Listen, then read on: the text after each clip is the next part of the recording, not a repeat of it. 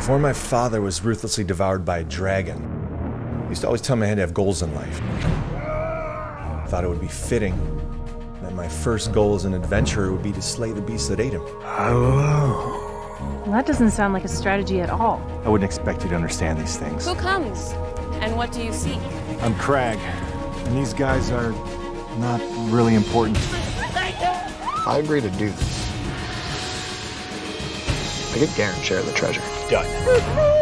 Your reign of evil ends here. All knights must be strong and just. You're a whiny bitch, and I hate you. That's just a man in a tin suit. That armor weighs you down, makes you a target. Are you adventurers? Yeah. Hi there! Sort of. To a knight, battle is but a means of protecting those who need protection. I am Krag, son of Horus, son of Drax. You killed the first one. Now I am here to kill you back. Adventuring. It's really something else.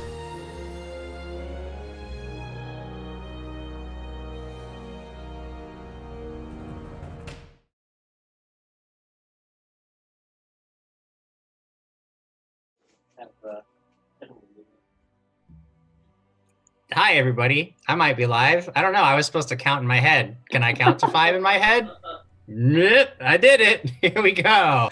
You know what? It's Monday night. It's 6 o'clock. Time has no meaning anymore, so we're just going live now. Yeah! It's time for this show. Welcome. Hey! Hey! Hi, all of y'all out there. We're glad to be hanging out with you tonight. We've dusted off the old character sheets. We brought out some dusty old heroes that everybody barely remembers from way back in the day. And we are going to play some Krag Krew Classic quests tonight for all of y'all. And you know what? Tonight is a little bit of a test, so certainly bear with us as we just try to figure out how to do all of this remotely. If this goes really well and you all like it, and you want to see more of it, then we'll probably go live with some other content coming up. I will say that we're probably going to keep Dat Phantom on hold for a little while because we really want that show to look and feel as good as it looks and feels. But that doesn't mean that we can't have some good old-fashioned fun with Pathfinder and doing things and having a good time. So welcome. Welcome to our little test. You are our guinea pigs. We will be testing all of these things on you.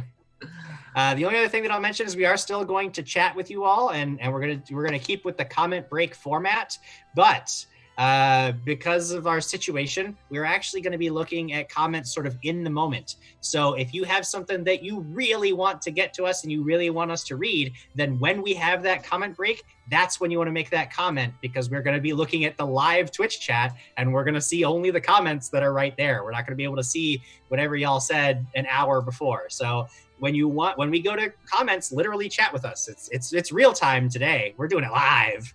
We're making it happen. So without further ado, you know what? We'll just play Pathfinder, because that I know how to do. If nothing else, I know how to play Pathfinder. Yay. So we'll just do that. Ooh, all right, everybody. Should we introduce our characters? Yeah, people probably aren't familiar with who Krag is, so we'll really need to. Everybody, let's get going. It is a pleasant morning in Trapsboro, and the smell of biscuits wafts through the air as innkeeper Maisie Dunn carries a warm basket of them across the common room of the Mouse and Moth to place in the center of a large round table where 5 people sit, eagerly awaiting breakfast. They tear into Maisie's biscuits like ravenous beasts, occasionally stopping only to call out for more and varied breakfast foods. Maisie does her best to keep up with the demands, but it's difficult. As they're finishing up, having eaten enough for Maisie to wonder if she'll be able to stay in business through the week, Sheriff Jas Graham steps into the room and waves to catch the adventurer's attention. "Excuse me, there's someone coming to the office today looking for you. Asked for you specifically, so would you mind coming down to the station and seeing what's up? What do you do?" Read comments. Read comments. We read comments? We read comments. Yes. How's our timing on that? All right, time to scroll. Comment time. I found one. J1Mac94. # Team Alex Boylite. Thank Oh, you. yes. Someone else. Comments. Photo Blind Cavallo man. wants a biscuit. Ooh. Everybody wants a biscuit. The Blind biscuits man. are back, everyone. Blind Man 308 says, "Is Quigley back?"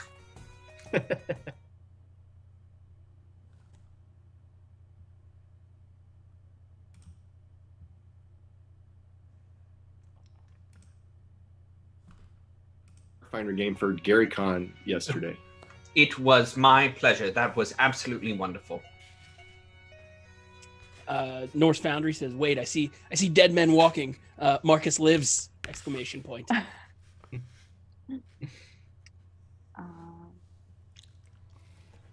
And then Scott the News that says, "Whoa, Ben, is that the voice you're going with?" Know what you're talking about.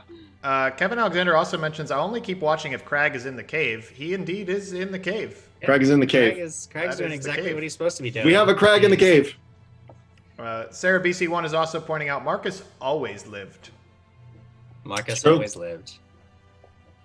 And the Cadence wants to know, is Quigley going to be able to keep the right voice for the whole show? I don't know. Once again, I am so unsure about what any of you are talking about. This is just my voice. It almost sounds like Yeah, Super it does. It's not sounding, I think there's something wrong here. It's not enough vigor. Blind Man No, you just 308. wait till I get into it. Sir Quigley has returned and Krag is back. We've had some subs come in. Ooh. Jay Womack resubbed. I'm in for life resubbed. That girl at that place resubbed. Elite Truth resubbed. The Real POTUS resubbed. Kitsu723 resubbed. And I'm in for life donated $50. It says keep. Whoa! And if Wow. someone gets a draw, then give it to Marcus. Ooh. Ooh, nice. I accept. The decks of cards are at the cave. So, What? No, hang on. or at the castle. I have Hang mine. on. Got a deck. Right You here. got a whole new deck of cards? Got a whole no, deck of cards no. here. Oh. Okay, Shuffle it. okay. Shuffle it on screen. He did it. Wait, hold on. I'm trying to make sure. Oh no, it is a brand new deck of cards. This is a problem. And you Yeah, guys there's know gonna be you guys know I don't know how to shuffle. So Are you serious? Yeah, I don't know how to shuffle. So what Here, I'm gonna do? hand them to me. Yeah. Here are the cards, and I'm just gonna have you guys pick one. All right, you just tell me. That one. You just tell me when to stop. That one. That one. This one. Stop. No. That one. Now. That one. Okay. Ace of Spades. No, not that one. One is a 5 of diamonds. Ooh, okay, that's going to give you a +5 bonus to a saving throw. Ooh. So fantastical. I accept. A +5 bonus? Yeah. That's Those what are the very good numbered cards. diamonds do. They give you a +5 bonus, or it gives you the value of the number as a bonus to your save. So Oh, wonderful. absolutely wonderful. So there you are, all in the Mouse and Moth. And the sheriff has asked you to follow him. What do you do? You already ate breakfast. We've already covered breakfast. There's no need to worry about breakfast anymore. You've had it. Why are you in here, Jess? Well, because someone's come down to the station asking for you specifically. At least I think he was asking for you. It's very difficult to tell sometimes. During breakfast time? Well, I see you've already finished breakfast, so we don't need to dwell on that anymore. Yes, but what about second breakfast? There you go. You did it. Jim, You I found a way. Jim, I have taken all of the cups. Yes. Mark that in your inventory. 20 cups. 20. You are overburdened and move at half speed. So I look at Sir Krag and I say, Sir Krag, I do believe it's in our best interest to go and follow the sheriff and find out what this town needs from us. So I'm leaving right now, and I pick up a rope net sack, and it's holding a box in it. And I strap it to my back, and I put some bear traps on my waist, and I walk out the door. It's kind of funny that you just have any old box on your back. It's just No, a no, no, box. no. That's No. You said a box, so No, obviously I it's a pick up- completely non-magical, non-special box that you have on your back. No. Let's rewind. Wait. Put some biscuits We've in already. I agree. This is the box. Oh, it's the box. Oh, okay. Well, now that you've specified, we can proceed as normal. You follow Sheriff Graham all the way down to the jailhouse, and as soon as you enter the old Trapsboro jailhouse, a man in dirty clothes with a wide straw hat jumps to his feet and starts in at you, jabbering up a storm. And you're all right, you gotta come down there, you're heroes, and then you can get in there, and chickens are in real trouble. And then we need to come to the farm, and you have to get them. You're gonna come and get my chicken. I believe he would like us to get the chickens. Oh, you get the chicken, man. Sorry, I got the chicken. You're gonna save them. They're in a lot of trouble. You already got the chicken. No, the chicken. Yeah, get a chicken. This is guy's name. Goddard Grimwhip. Is that it? Yes, it is Goddard Grimwhip himself, the farmer who lives somewhat outside of town. He must have would have had to actually travel in several miles to come seek you out. He's obviously very, very upset. You can tell immediately just looking at him. Is it the goblins again? No, you're not a goblin. I'm thinking of a goblin. How many chickens are you missing, sir? Well, I know I had a chicken. Where? My chicken. 5. You're missing 5 chickens? Fried. No, I think he said fried chicken. Fried chicken. He's inviting us over for dinner. Okay, where are these chickens? Well, chicken there, you got on the farm. Back on the farm? We have to go to the farm. That's right. Come on. He said, and he "That's starts right. just Come immediately on." walking out the door and just starts like going. He's looking back at you guys to see if you're following. So Craig, should we go, Sir Craig? I'm already walking. Yep, I get up, I pick up a hammer. Well, we leave Maisie a tip on the table. We've already left her. Did we already leave? We're out? Yeah. Did you not listen to the story? No, he's not paying attention. Yes, that's our leader. Point of order. I know that there is a crag in the cave, and I have not seen any shoes thrown. Oh, crap. Oh, yeah. Adam Khan was asking about that. I already have them off. I have them here. Pause for shoe throwing. You did it. So yes, I follow Lady Alex out the door. Excellent. So you go out. Following Goddard, he actually takes you all the way outside of Trapsboro, leads you all the way out to his farm a bit outside of town. And you actually leaving town, he has a mule cart that he drove into town. He lets you ride on the back of it. When you arrive, he leads you around a rustic farmhouse to a large but badly damaged chicken coop. There are feathers and blood everywhere. And Goddard stretches out his arms to indicate the whole scene. He's like, "Hey, you see, so I'm going to go to the chicken, and then go in the coop and ruin everything. And you guys saved chicken before, so you save chicken again." Oh, we saved the chicken before, so now we must save the chicken again. I want to glance to Marcus, and do you know comprehend languages today? Because this might speed this whole process up. Or needs a dentist. I'm not sure that comprehend languages would settle this at all. What about like a slow spell? I know there's chickens. That prepared. Well, I believe now we've done this before. My God, there's someone behind Jim. This is Dana. Hi, Dana. Come say hi to the internet. Hi, internet. This is the kind of exciting content you get when we're going live from home. Yeah. You get Dana's.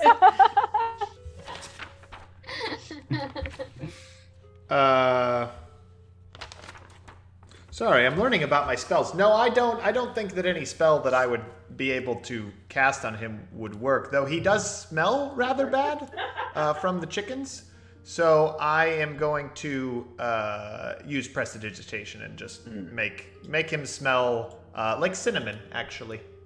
That's so nice. Okay, of you, so he just sort of stands there while you start casting spells. Oh yeah, and on I him. go He's all. looking I go very- like I do the whole circle around him too. I'm like, we're gonna get just kind of clean him up, you know, make him presentable. Exercising the demons.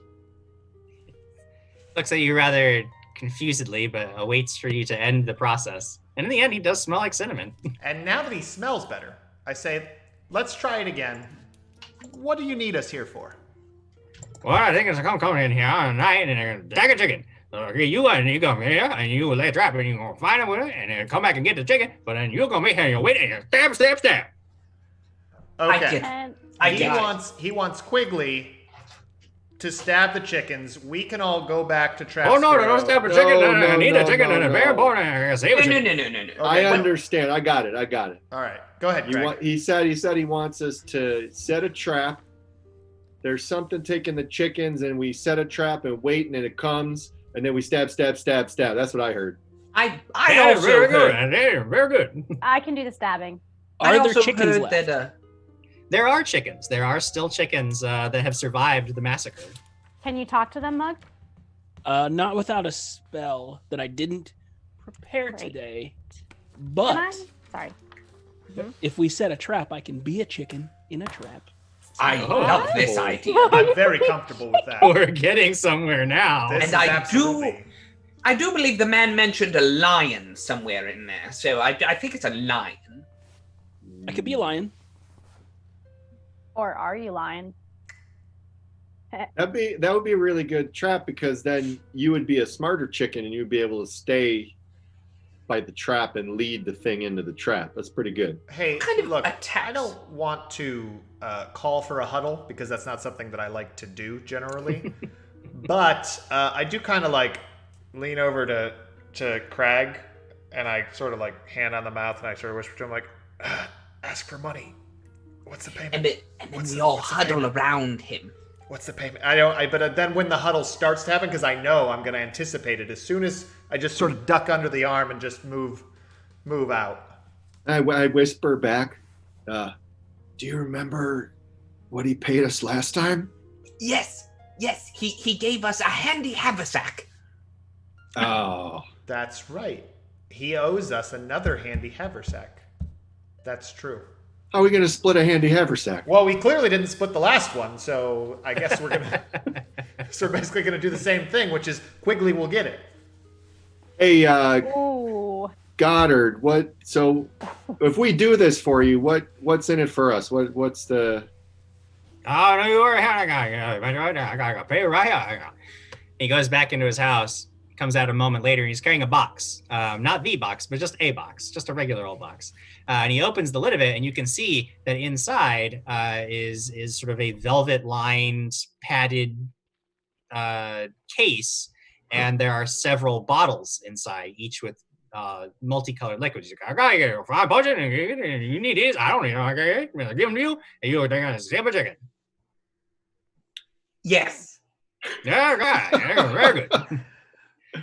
Jim, can I look around the chicken coop for footprints or tracks? Or... Yes, you want to do some investigative work. I would. Are you are not trained in survival, or are you? You can either do perception. I have a 1 in survival. No, give me a... So you're probably not trained in it, but perception, I'll allow that. Go ahead and make a perception check. All right, let's see. Rolled a 9 plus 9, 18. 18. Nah. You find. As you are investigating the chicken coop itself, it's been badly damaged and caught against some of the splintered boards, especially around the entrance where the chickens come in and out. You find a patch of bristly white fur.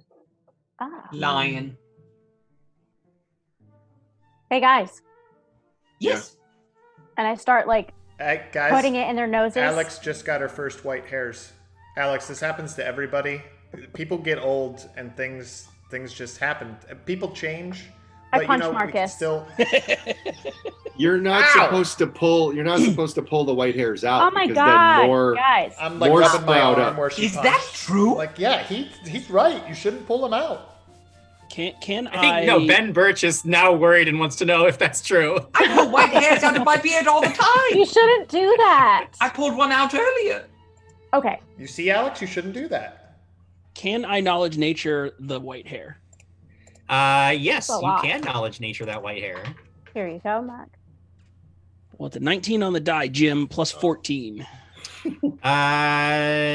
Difficult to identify. It's difficult to know exactly what it is, but you would guess something not native to the region, or some kind of like rare albino mutation, because the hair, when I say white, I mean it's like perfectly snow white. And thinking around, at least thinking of native creatures to the area, I mean, there are none. Like you would see creatures like that in a colder climate, maybe like a white fox or polar bears or white wolves, but there are no creatures native to the area that you know of that would have fur like this. I share that information with everyone. Okay. What time of day is it, Jim Jam? Well, you just had breakfast, so it's time to eat lunch. Time for lunch. Yeah, we've got lunchtime, a little bit of a swim afterwards, then we can set up this. Is there anywhere nearby with water? No. Well, there's a well that Goddard uses. So we could go swimming in the well. And then... How those work. When has this been happening? I would look at Goddard. Sure. When does this happen? At night? During the day? Oh yeah, they're coming at night. I don't even see it. I don't even know what happened, but I come in the morning, all the chicken and all damage up, and chicken dead. You want to see a dead chicken? Yes, I do want to see a dead chicken. Yes. Oh, okay, well, come over here. I can show you the dead chicken. All right, we're gonna go see the dead chicken. Come on, Alex. I think you found a new plaything. All right. I'm gonna pocket the fur in case. Sure. He leads you into the barn where on a table, he has laid out one of the chickens. You can see it's dead and it's bloodied. What do you do? Inspect it. Can I do a heal check on it? Yes, I mean, obviously it got mauled to death, but looking for more specific. You can indeed do a heal check. I will do it. I don't think I'm in there looking at a dead chicken. I'm out there with Quigley. Yes. How many bear traps you got, Quigley? Oh, I've got 4. 4 bear traps. Should we strategically place them around the coop? Not right now. The chickens are out. So we don't want to accidentally catch a chicken. I wonder if Marcus could make some sort of illusion or image of chickens, and then Mug's fake chicken could be in the chicken there, and it could be It could be in the illusion of the chickens. Well, it could be mixing in with the illusion of the chickens. And then then the chickens wouldn't get snapped up in the bear trap. We could. What is going on here? So while I'm in there with Goddard and Alex and Mug looking at the dead chicken, I'm just questioning Goddard about which are the tastiest parts of the chicken. Well, he's not going to eat any part of chicken. I'm going to go right here. You put it right there, and you go, see, this is very good. People like the fat and the thigh and the wing, but sometimes the rest is too dry. But if you go right, it's very, very good. Mug, what was that heal check looking like? 24, Jim. 24. You can tell immediately that despite your expectations of this being a mauled creature, it shows very, very few wounds. There are almost no physical wounds on it. And as you're sort of digging through the feathers and looking into the flesh, you see broken and blackened bits of flesh that are consistent with severe, devastating frostburn or frostbite. I'd like to pull out a dagger, because I have one, because that's Adventuring 101, and cut away a piece of the frostbitten flesh just to look at it and show everybody else. Sure. You are surprised how deep you start cutting into the flesh. Like this thing, it because it's been if this happened in the middle of the night and it's been a few hours, you wouldn't be surprised if this chicken had basically been frozen solid and had since just thawed. Okay. That's how extensive the damage is. And we're in a temperate climate, yeah.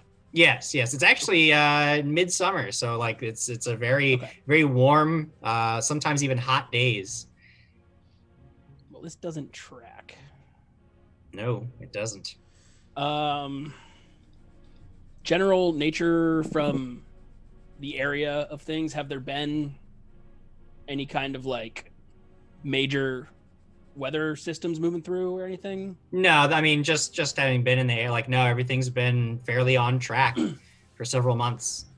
Okay. Okay, now if I were to take the eggs out of the chicken now, would they still be okay? No, I don't think I can do that. No, it's you take it out. I don't egg. Okay, so I pull out my dagger and I begin going towards the chicken because I'm very confused as to whether it was okay or not. But I do want an egg, so... Sure.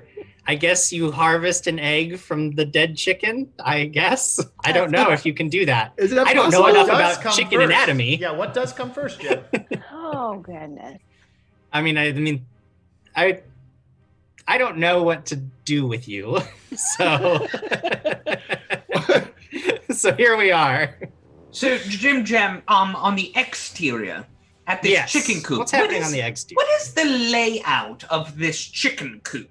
Is there a fence around it? There is, but it's been mostly, it's just been collapsed open. It's basically just wire and fence that is scattered about, whatever. It obviously did not stop whatever got into this chicken coop at all. So then there's there's a very large wooden structure where the chickens actually go in and roost. But that has also been very badly damaged, and sort of one of the walls has just been completely collapsed. It's barely an enclosure now. We would deem that the fencing around it was more to keep the chickens in rather than getting anything out. Generally, yeah. But it would be effective against some smaller predators that usually come after chickens, but this was obviously something far too large. But not against the goblins that we told him, hey, they may come back and steal more chickens. Well, goblins can also, they can easily get through a wire fence. So this man has taken no precautions after the previous events, is what I'm getting at. He's a farmer, dude. What do you want him to... He doesn't have a lot of resources. I want him to take precautions when we told him to take precautions. That was all he had. He just had a handy haversack. You shouldn't have given up the handy haversack. Well, you had to, or you probably would have killed him. Who knows that's what adventurers do. They kill everybody who doesn't pay them for things. That's not true. That's pretty true. No. So can we roll a survival check to figure out where the best placement of attack would be on this chicken coop? Sure, we will. I would allow it. Go ahead and roll a survival check. Not good. Are you? Yeah. You would just charge the chickens head on.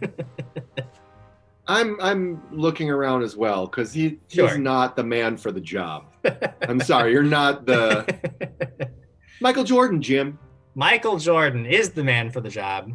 You would, if you were going to try to sneak up on this farm in any capacity, you would come in through the barley fields, as the crop is rather tall right now and it provides excellent cover. I got an 8. Oh, that's good for you. Good for you. Good. Thank you for clarifying. I point that out to Quigley. I say this is probably where it's coming in through the field. It's the best cover. The barley field's over here. We should just all get in the box and wait. Set an alarm. Yes, right? I was actually thinking the same thing, that we should sleep now. We'll set up sleep now so that we are well rested for the nighttime, and then prepare the trap. And then when they come in the night, that's when we strike as well. So is everyone just making up what's in their inventory? Is that what we're doing? No, I don't have anything in 4 mind. bear traps and the box. I have 20 mugs. I have 21. Fur. I also About have to get an egg. Jesus. I also have a holy longsword. It says it right here. Okay. +5. But it's just a regular longsword that he keeps insisting is holy. You've never seen any evidence that it's magical. So go ahead. Go ahead. Trust me. I was gonna ask the farmer. So did the attack happen overnight for sure? Well, I didn't say it, but I come out here in the morning and this is what I say. All right. So we do have to set up camp here tonight and investigate. I'd look at Mug and tell him I'm going back outside. I want to see if there's tracks leading into the actual coop. Gotcha. Survival to track things, so... I don't have survival. So should I use my perception again? No, it would have to be survival to identify and follow tracks.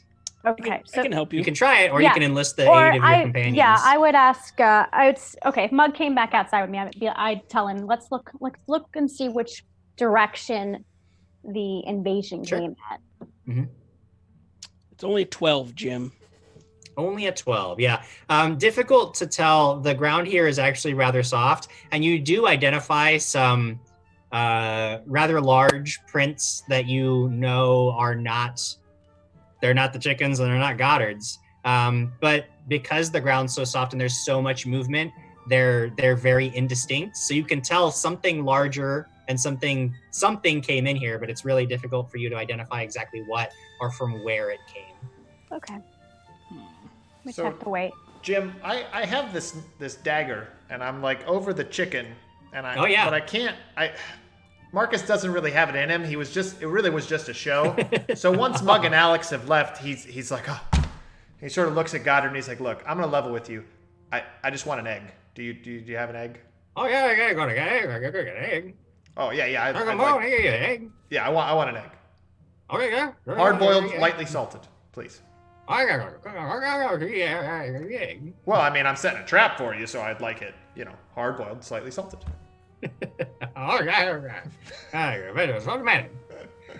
Goes out. You guys, as you're investigating the yard, you see Goddard go across over to the chicken coop. He gets in there. He roots around for a little bit, grabs a couple of eggs, then goes back into his house. Oh, he got some eggs. Right. So guys, looking around, I think this thing, whatever it is, came from the fields over there, over by the barley fields. So I'm feeling like that's where something would come in.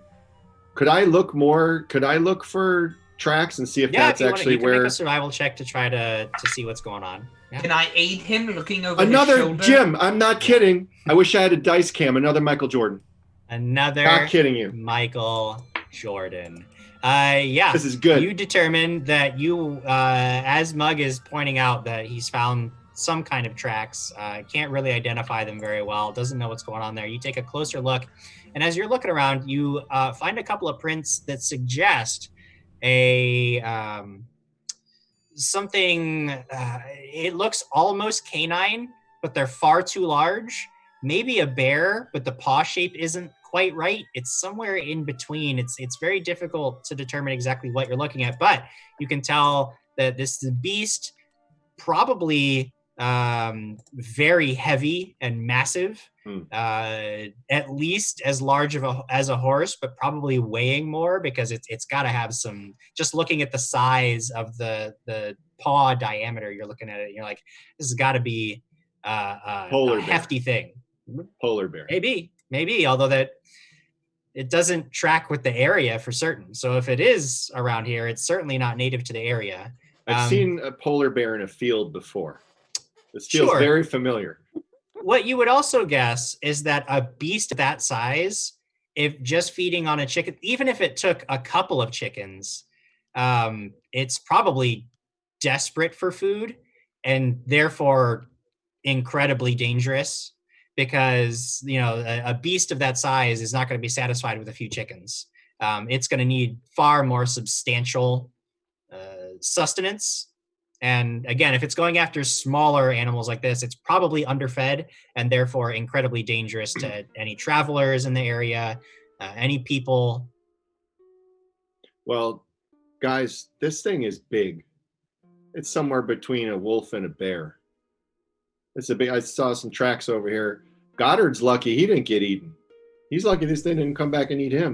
I look at Krag and I look at his gauntlet with the spike on it, and I'm like, you've handled plenty of large beasts before. You and Quigley have this handled. This is fine. No, Marcus, when did you get here? Dude, I don't have that in my inventory. Thank you for putting Petunia's gauntlet in my inventory, dude. I suggest we go look into the barley in the fields. Why not? Anyone? Okay. I can have Ale circle overhead and see. Mm-hmm. Sure. Yeah. If there's any disturbed pathways or something. I am convinced and begin a conversation with Mug as we start going through the field, and I'm like, look, we've helped this Goddard Grimwhip before, where he was attacked by, or his chickens were attacked by goblins. There is something centered on this farm. This dude is hiding something. There's some reason. This is like a central nexus of something, or he's got some massive treasure. I say we find it. I'm not against that idea. It makes a lot of sense, actually. So a person can't be attacked twice? Just keep your eyes out. I'm talking to Mug, Quigley. When did you get here? I'm very sorry, Lord Mark. Lord Marcus, I'm very sorry. I was overhearing the conversation. You dropping eaves? No. It reverberates around the crown of my helmet. So sound doubles for me. Do you hear that, Jim? Sonic attacks do double damage to him. Understood. But also my perception to hear things is doubled. So I would imagine all the sonic damage you've taken has damaged your eardrums, so it actually reduces your effectiveness of hearing. But that's why I'm so loud. Yeah, you're very loud.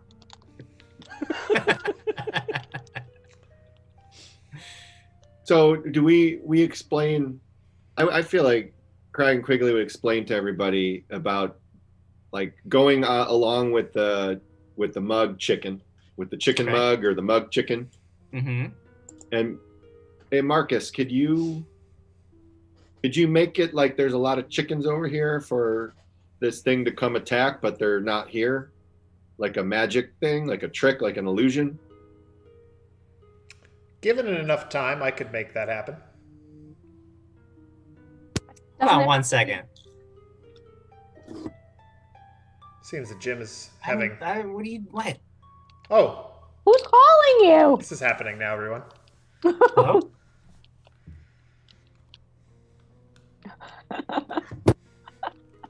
It was Bina who lives with me, and she was calling me like over and over and over again. So I wanted to just, but then she hung up and didn't even I don't even know what's going on. Oh. We don't got either. problems. So nobody knows. we have until nightfall. Oh, that is not enough time, Krag. I will need several months of study before I'm able to duplicate that many. He doesn't have it. What kind of Marcus are you? I can only be a chicken for 5 hours. Let's go Well, with that plan. this plan just isn't going to work, Krag. You're going to need to come up with a new plan. So, how about this, Mug? Could you be a cow? What is going on? Cows are very powerful. Are there cows on this chicken farm? Oh my god, you guys. Doesn't matter. Goddard does not keep any cows, but he does have a mule.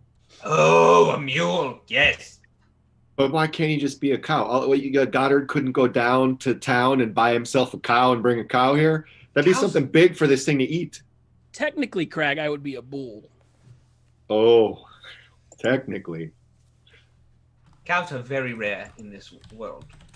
Are we in the fields? Yes. If you are in the field, Whoa. Whoa! I think we just got picked up by a radio station, legitimately. Jim just turned What it into an sounds like. alien. Jim just turned into some kind of monster. That was crazy. I definitely took that sonic damage. Fight it. Sorry. Fight it. I don't know what's going on. Well, what did Ale see with the? Yeah. Yeah, are there any like impression paths or anything?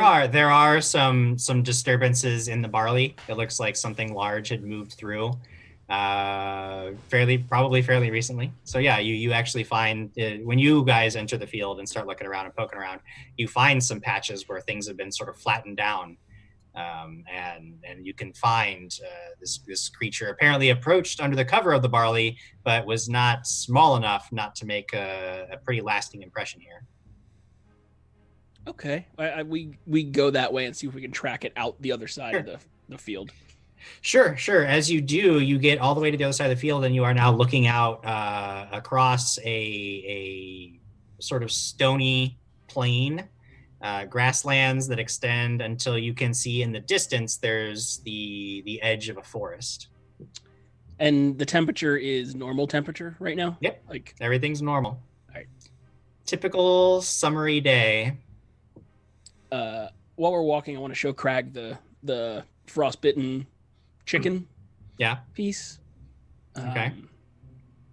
Yeah, it seems like something is out of place. That's magic. I mean, yeah, probably. I don't know of any creatures that do this, but That's like a. That's I know like spells that can do it. Yeah, like a hag thing, right? Like. But we're in a barley field, not a basement, can- Krag.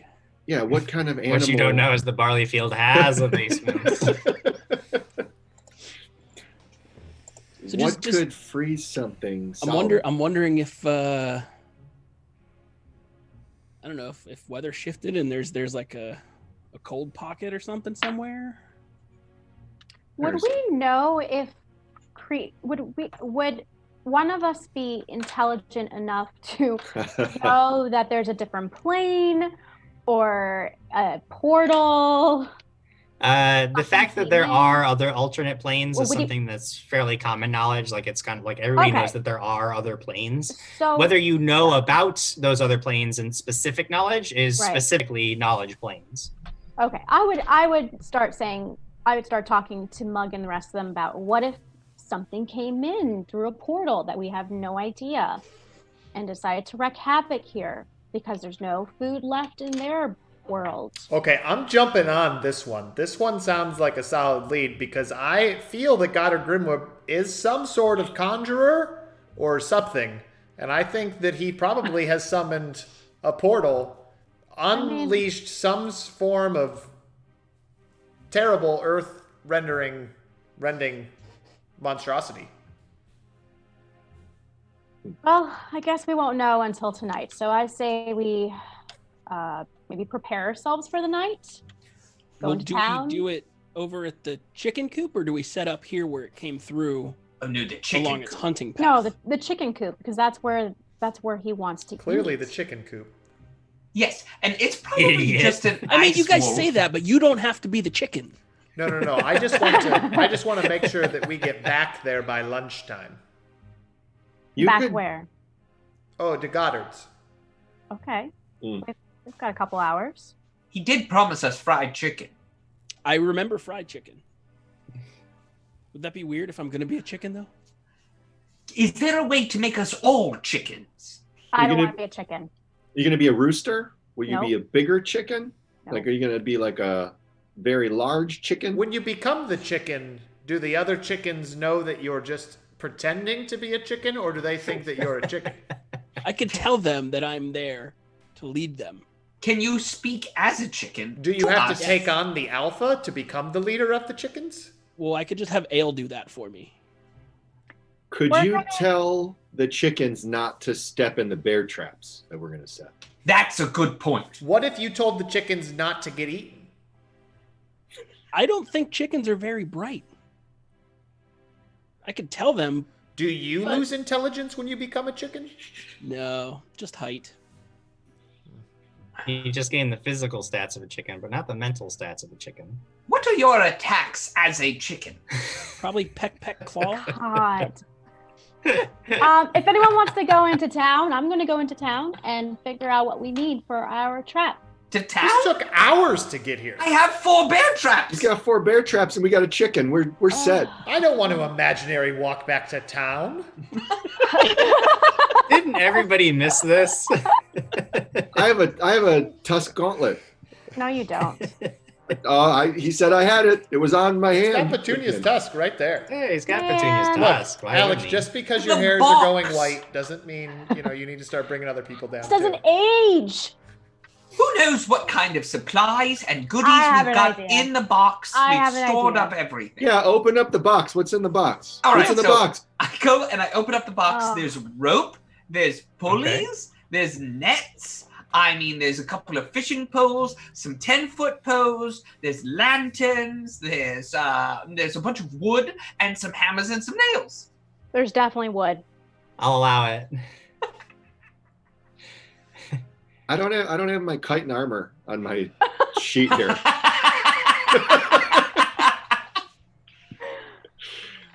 So this is good because we're good at plans. So we need to sit down. We're going to sit down and make a plan and set up a trap. I like it. I'm gonna turn into a silky bantam chicken. Oh. Yeah. A very fine chicken. Yeah. You're the finest of fanciest. I'm going to spend some time walking around the farm looking for materials to make Mug a collar so we know he is Mug. He'll be as the a only chicken. one I mean, talking he's like he's a a human. super fancy and slick looking chicken. He looks way better than all the other chickens. Okay, never mind. Plus, Winnie, I can speak. You didn't do it Okay. yet though because it's at 5 hours. I know, but we have She's trying to be plenty of ready. I time. get it. Okay, okay. I have an idea. I Okay. can't wait. 4 bear traps strategically placed. Uh-huh. Now, when you say strategically placed, you mean that I have to walk into them? Is that what you're telling me? Depending on the roll, Jam. All right, but very strategically placed. Then ropes tied off with 10-foot poles stuck in the ground. I would say preferably at around ankle level. And then we tie up onto those some of the nails in some sort of a jingle jangle format. So then if the thing misses the bear trap, it would potentially hit the rope and alarm us that it's here. That's not bad. That's not the worst thing I've ever heard. When he says that we do this, I don't take part in the physical labor. Oh no, I'll do it. I'll do it. Your hearing is that good that you could hear nails jingle jangling? No, I'm saying we go to sleep now. Wake up for the night. Now? Now? Yes. I'm not sleeping now. I gotta get my hard-boiled eggs. Which Goddard brings out at this point to feed I to take everybody? them. No, I wanted them. They are my eggs. Well, you wanted one egg. He made eggs for everybody. Ah, fine. I take one. And I look at Quigley while he takes an egg, and I say, "You're welcome." Oh, well, thank you, Lord Marcus. I eat my egg in one bite. And then Shell and all. When we are there, and Master Monk, he is in there also as a chicken, and then warns us if it breaches that perimeter.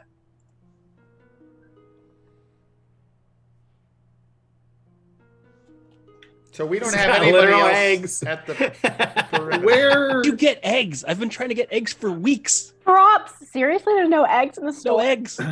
Wait, No. Are those real? Yes, they're real. Hold on, everybody. We got to stop the stream. Go get Diana's eggs because I'm the prop man. So A prop master here. where are we going to be where we're close enough to be able to spring out and stab this thing? We could be sleeping under the chicken coop. What if we make a large chicken and we all hide in that chicken? I like this idea too. We do have wood and nails. Lots of feathers around here. Could So probably do just it use ale as faster. bait. You don't think we should kind of stagger in different spots and then? Wait! I have a chicken costume in my inventory. How the hell do you have that? I'm just kidding. Oh. It can only fit 2. It can fit 2 people, that's it. Oh, it's like one of the horse costumes. There's a chicken butt and a chicken head. So Quigley becomes the beak and Krag is the legs, or what? We know Yeah. that would not be the case. It's like a harness and you hold them in front and yeah. Oh, okay. All right. I understand. No. Can we do the rope trick? Yep.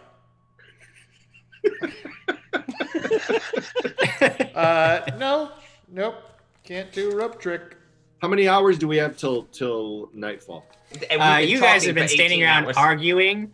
It's about 8 p.m. now. What? Because you just No, been wait, arguing the whole day. 8 p.m. This Seriously? All right, I quickly It's set up the nighttime bear now.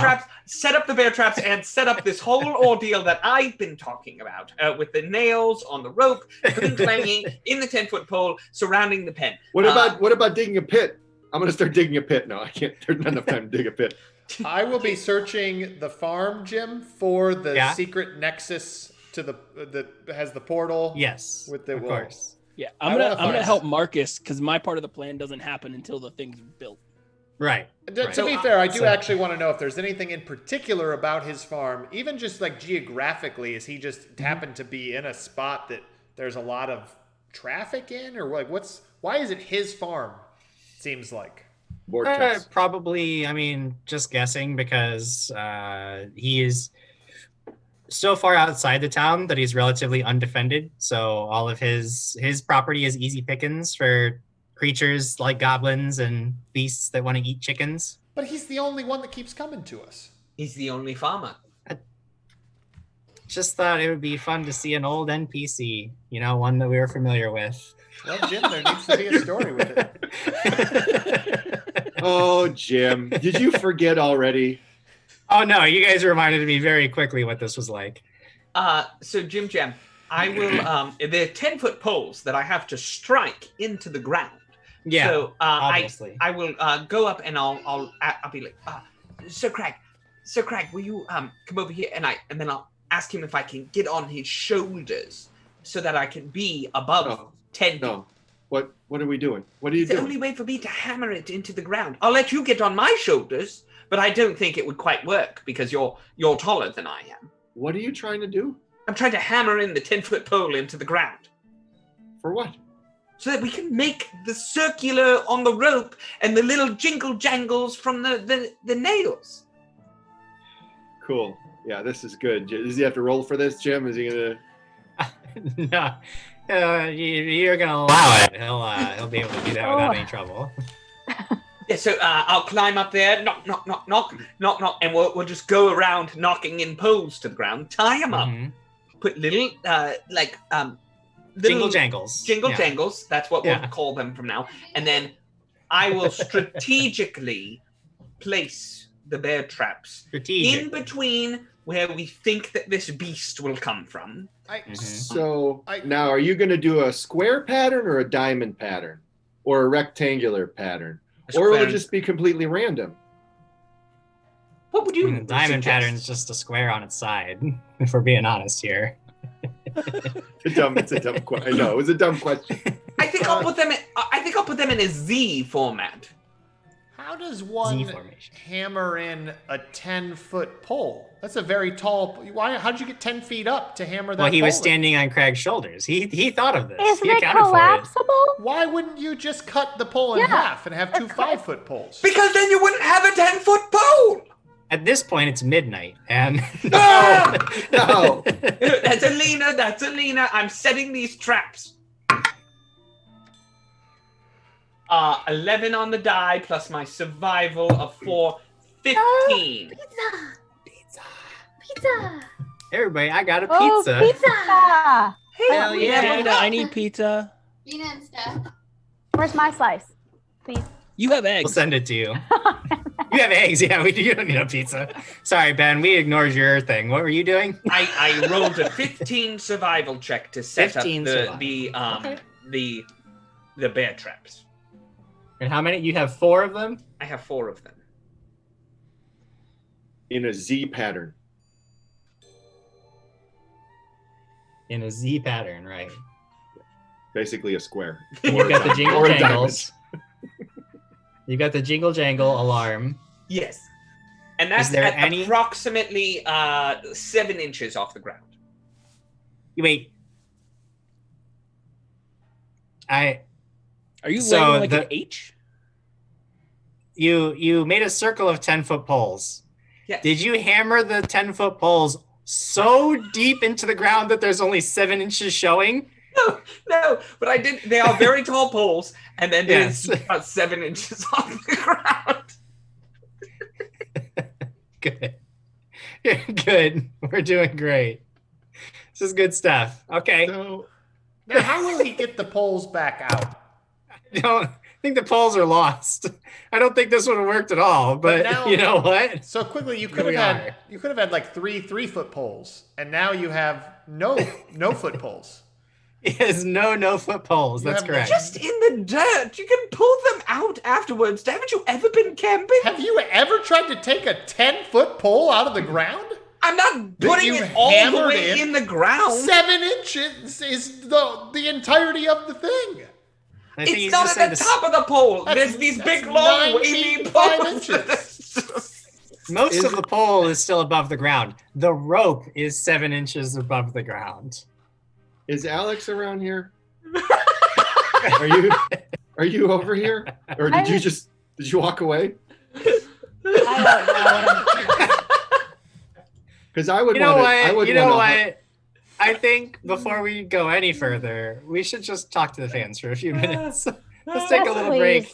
Done with these Chat. fools. Let's just chat with everybody. Done with these Everybody in fools. chat, we are looking at the chat live, so comments that you post right now are the ones that we're going to see and respond to.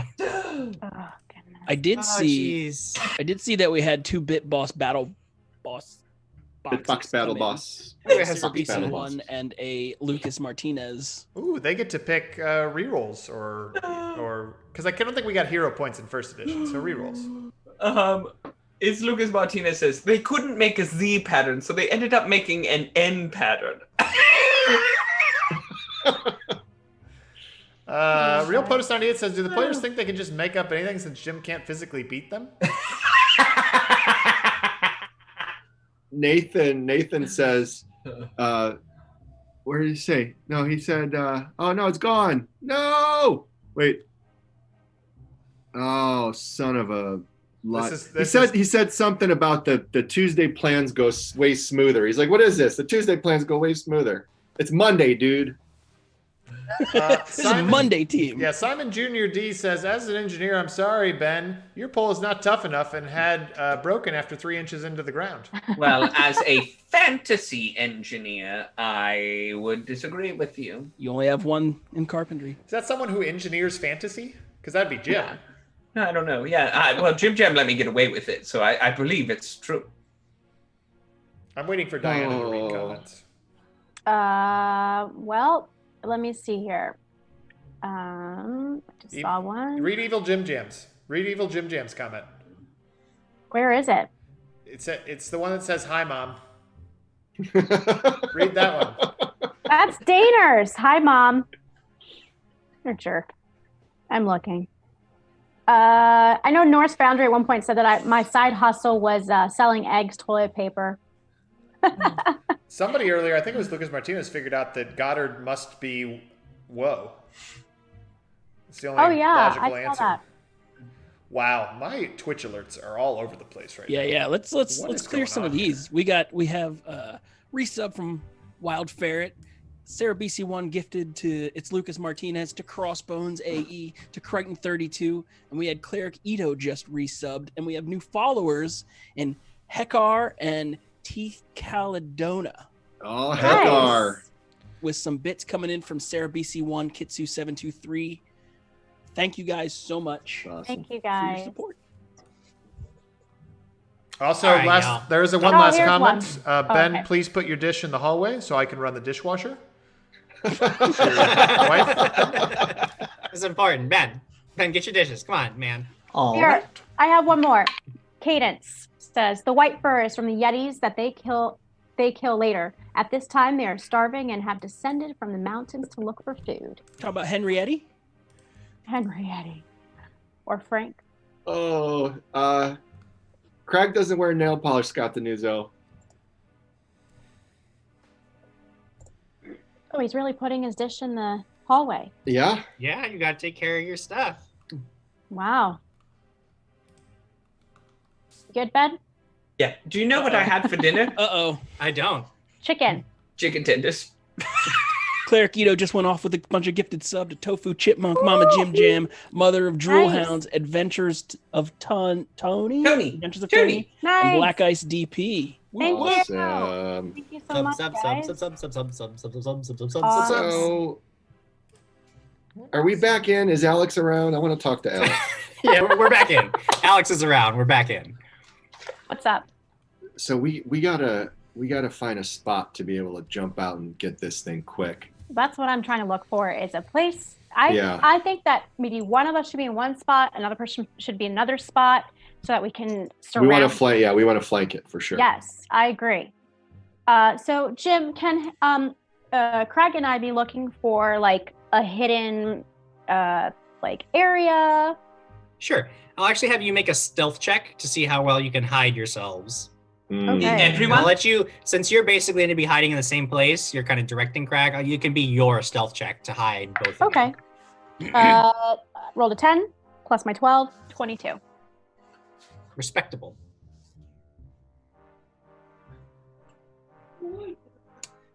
Quigley, it sounded like you were going to say something, and then I cut you yes, off. I'm hiding underneath the chicken coop. But I've You're also hiding. after I slept, or after I built all of that, I fell asleep until it got dark. But it was 8 o'clock. Jim said it was.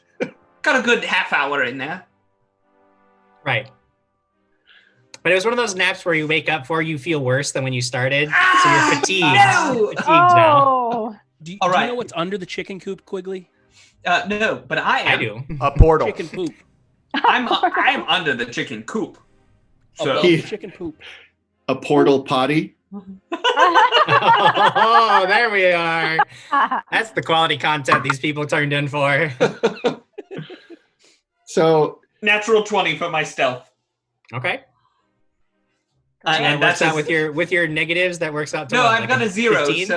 so it's a 20. It's a dirty and natural 20. He's just apocalypsing now with chicken poop. So Yeah. Alex and I, though, we're not hidden in the same spot. We're hidden to be able to squeeze and flank this thing. Oh, a pincher move. Okay. Yeah, In we that wanted case, to- Craig, you'll have to roll your Do my own own. check. Okay. Yeah. Okay, I'm feeling good about this. Feeling good about this. 17. That's not bad. It's not bad. Okay. No, not bad. So we've got Alex, we've got Quigley, we've got Krag hiding. Marcus, where are you in all of this? I think I'm in Goddard's house. Okay. Hanging out in the house. Yeah, I wanted to get dinner, and so I just sort of sat at his table and just Okay. waited until he was forced to feed me as well. I figure they'll yell for me if they need me. Nobody told me to do anything, so I mean, if it's a bear, Krag has handled plenty of difficult things before. This is fine. But I will This is fine. I will take the opportunity when Mug casts his spell to become a chicken. I will cast mage armor on myself. How will you know? Okay. He's outside. Is there a window? I'll go look for a fancy rooster.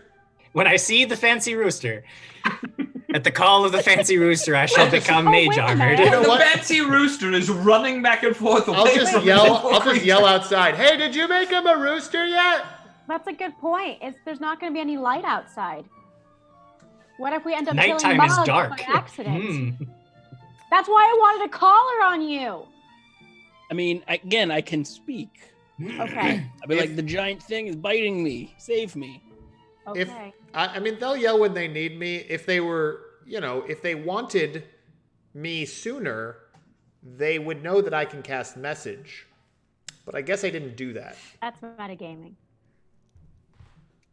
Jim, It's can too I late be now. Can I If be it's in Monday hiding? and it's metagaming, it's Metagaming Monday. Can I have a torch prepared, ready to light when I start hearing things happening? Ooh, no torches in your inventory though. That was Shut the up. one thing. Get out of Yeah, here. you've got it. You can have a torch ready. Dude, ready I to have strike. okay, that's one of the things I have in here is 3 torches. What? Just so you know, lighting a That's torch is a nothing. full round action. So having in your hand is good because you don't have to get it out, but it is still a full round action to light a torch in combat. Just so you know. But yeah, those things can all happen.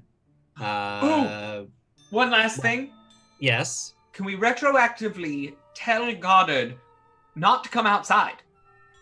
Because I have this He very- doesn't want anything to do with anything you're doing at this point, Right, so he's but not going I to feel come like outside. at some point he's gonna come outside, trip the tripwire. I'm gonna come charging out, and I'm just gonna stab Goddard through the chest. Your big worry is that you will immediately kill any living thing that you see, even if it's clearly a person and not a giant weird monster dark. bear wolf. Oh, wait. Fuck! I'm thinking now, how tall are chickens? Because if your rope's only 7 feet off the ground, the chickens are pinging the nails Constantly. all the time. Yeah, they've this been just pecking starts at the picking- nails No. the entire time. It's been to jingling and sleep. jangling nonstop. Chickens go to sleep, Sir Yeah, they Crack. go to sleep when the light goes out. The light goes down and the chickens do go to sleep, as they do. They do go to sleep. You guys are Turn all to a hiding chicken, out. Jim. Mug turns into a chicken. Now I press you're- to digitate you're- the sound of nails clinging. There's a sound of jingle jangle. Quickly immediately kills every living creature that he sees. Oh. The chickens are all dead now because he didn't know whether they were a bear or not. Exactly. And you begin your watch over the chicken coop. Everybody who is outside can go ahead and make a perception check. Everybody who's inside will just remain inside safely, away from all of the danger. Is it dark? It is dark. So it's a fairly well moonlit night. So we'll call it low light conditions. Nice. But it is dark for all of you humans out there. 19. Low light conditions is going to give you a -2 penalty to sight-based perception checks, and it's going to impose a 20% mischance on any attack rolls that you may or may not make. 17 then. 17 for old Kragaroony. Jim Jam, I got a dirty 2. Oh, okay, Ew. Quigley. Dirty. I lose my low light vision when I turn into a chicken. Yes. You get the physical senses of the chicken. So if a chicken has low light vision, then you would also have low light So vision. then I've rolled a 6 with my chicken senses. Your chicken senses. You're gonna be a chicken sandwich. I rolled a 20. I have Oof. 22. According to D20 PFSRD, chickens have low light vision. Oh. Well, then I rolled an 8. You have a bite that deals 1d3 -4 damage. So somehow you heal your enemies when you hit them with your bite. Oh, that's funny. I'm a healing chicken. I'm sorry, Alex. I missed your perception. 22. You got a 22. So Quigley and Mug, you guys don't notice much of anything.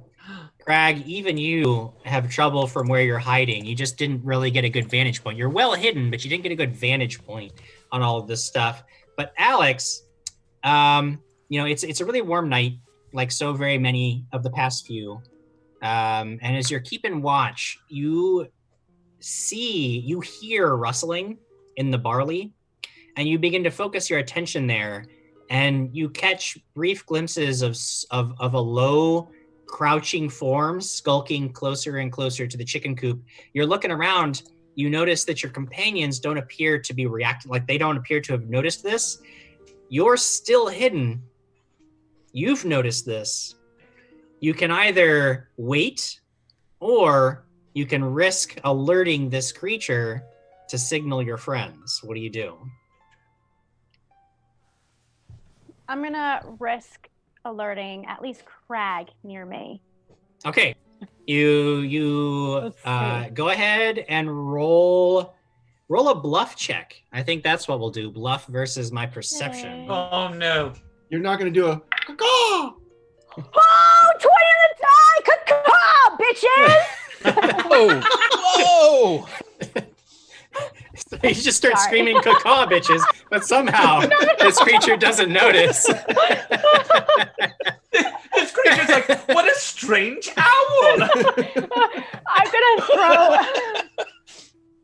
I would probably throw dirt or rocks and point in the bushes. Yeah, no. So you get Krag's attention. You point out this movement again. Mug and Quigley are still unaware, and this creature is getting closer. And you can now, Alex, you are the closest to it, and you can hear it's sniffing the air.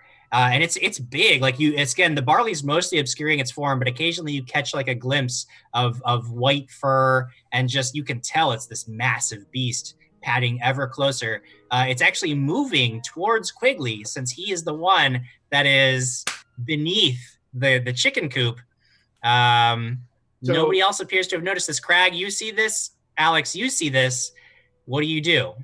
It's about to get It's about to basically break out of the barley field and into the Goddard's yard. So as soon as it gets closer to pinging the nails, yeah, like as soon as it starts approaching that perimeter, uh-huh. As soon as it hits, that's when I want to light a torch up and throw it to the coop. Am I that close? Am I that close where I could? Yeah, you can. I mean, it's usually to hit an area, DC like 5, so you can definitely hit the chicken coop with a lit torch. Well, I don't know if I want to hit the chicken coop, but I want to get it in the area. I don't want to burn everything down, but don't worry. I'm sure that you won't roll a 1 and it'll go perfectly. So if you're gonna take an action, so basically if you guys decide to act, we're gonna roll initiative because that'll be your surprise round because you have noticed the creature, it has not noticed you. You two would get to act in a surprise round, but the other 3 of you would not get to. So, but if you don't act now, then it's going to just move forward and get deeper into this. So you tell me when it's time to act, but just keep in mind as it moves forward, it has more of a chance to notice all of you. So yeah, are you acting now or are you waiting? Well, acting, did it get into that area right before? It hasn't moved any further. What I'm asking you is, are you acting now or are you going to wait for it to move further? I was waiting for it to approach a little you're waiting. closer. That's fine.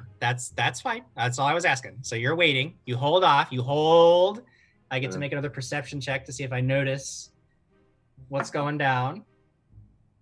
Okay. It actually turns a bit.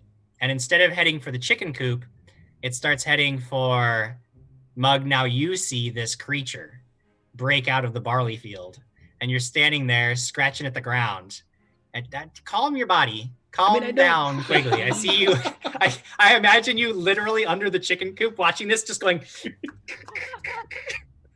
And it spots you, and you can see that your assessment of it earlier as some kind of weird cross between a bear or maybe a wolf, but far too large was fairly correct. It is a massive white-furred beast that has an almost canine features, but it has the broad, like hefty body of a bear. And it actually spots you and starts rumping forward towards you. But as it does so, it triggers one of the traps strategically placed by Quigley.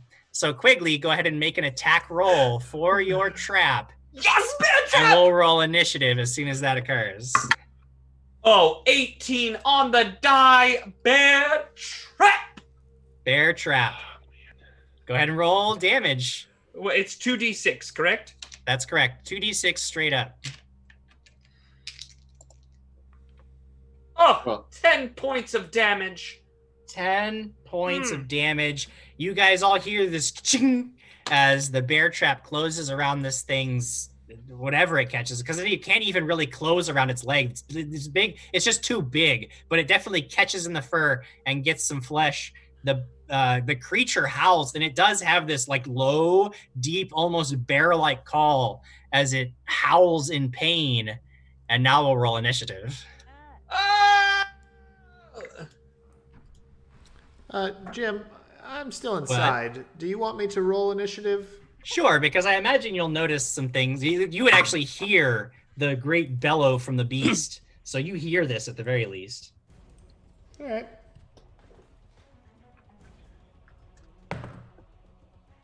That feels like a Marcus roll. Yep. Seems about right. Seems about right. All right, let's start with Quigley. What are you looking at? That would be a 9, Jim Jam. Oh, same here. What's your bonus? +6. So you're before me. I also have a 9. What about Alex? Alex? I think Alex is muted. No, come back to us. Yeah, you're muted. Yeah, we can't hear you. Don't mute yourself. Yeah, she's not muted. It's just her audio's not coming through. Welcome Technical difficulties, to Web everybody. Camera Games, everybody. Audio issues, just like the old times. No, Diana. This Don't is have like old school Alex, where Alex never talked. Oh, there You're it very is. quiet. wait, there it was. You hear me? I hear you faintly. Yeah. It said I was muted by the host. Oh. Oh, the host mutant Alex. Okay. 15. 15 for Alex. That I Mug? wondered if it was 15 or 50. Oh, 50. 50. Mug? If it's my initiative, it is a 22. If it's It is your Chicken initiative. Sense initiatives, it's 23. Ooh. It is your initiative. And Marcus. That's a 9. Ooh. 9 What's your for bonus? Marcus. What's your bonus? My bonus is 2. Oh, he's after me. I got a 3. That works for me. Mug, you are actually going to be the first act of the round. Wow. I would like to cast Mud Ball, Jim. Mug I ball. just have to find it on the thing. I believe that's a goblin-only spell, so Oh, no. well, then I won't do that. Ooh. I'll swap that out. I'm gonna double check it though. It doesn't say it, but I've been. It won't say it on tricked before. D20 PFSRD. It would say it on... Archives of Nethys. It's in the advanced race. All right. Well, then in that case, I will just cast light upon one of these 10-foot poles Sure. to illuminate the area. The area becomes illuminated by the incredibly useful 10-foot poles. And I believe chickens, they have an ability called drift, Jim. Allows them to fly for short periods. As long as I end my move action by landing or perching on a solid surface. Okay. I'd like to perch atop yet another 10-foot pole. So you just launch yourself up into the air and land atop a 10-foot pole. Now, these are very narrow beams, so you can make an acrobatics check to balance on top one. Well, I am a chicken, so it's Yes. gonna go great. Actually, it's not bad. Let's see, it's a 17 on my die. Okay. You know what? That's fine. You are perched atop another 10-foot pole. So there's a glowing 10-foot pole, and then there's this chicken atop the other 10-foot pole. A very fine, fancy-looking chicken. He's not on the glowing 10-foot pole like this. Oh, Look I at this. should've hit it, like- Look at this chicken. Oh! Yeah, retroactively, I want that. You want that? Okay. I want that. Well, it is this creature's turn, and it is bellowing in agony, and it is actually going to Dip in another bear trap. probably not. It's going to make a perception check. No, it is not going to. Now that it's aware, it looks around. You can actually see it starts looking around at the ground around its feet. It sees the Z pattern. It sees, yeah, it actually seems to notice the other bear traps. And the first thing it does is it actually gets up on its hind legs and reaches down and rips the bear trap off of its leg and throws it aside. And that is its turn. And when it rips open the bear trap, I mean, it snap, like you hear the screaming metal and the thing just snaps and bursts apart and it tosses it to the side. I have 3 bear traps. You have 3 bear traps and it is now Alex's turn. I run in and try to stab him. Okay, as you come darting in, it is a large creature, so it has reach. So as you come darting in, it just like loops its head around and comes in with this huge paw that's like double the size of your head and just tries to swipe you clean off. Okay. That's a very large paw. Maybe not though. Remember, you get a +4 bonus to your armor class against attacks of opportunity That's right. mobility. because of your mobility, and that is only a 19 to hit, so No. probably is not going to get you. No. It's not going to get you. So you duck under this huge paw that almost looks like it just engulf your head and crush it in a single blow, and you Oh. duck under that and then come up with the blade to go ahead and roll an attack. All right, here we go. Whoa, it went out of my box. Hold on. We're doing great, everybody. This is fun. Are those Teenage Mutant Ninja Turtles on? Sorry, it jumped. 15 plus 8. 15 plus 8 is 23. 23 is a hit. Yeah. All right. It's been a while. Aw, man. Okay, here we go. 3 plus 3, 6. 6 points of damage. You jab your dagger into its belly, and it has so much thick fat and blubber that you feel like you barely got into the muscle.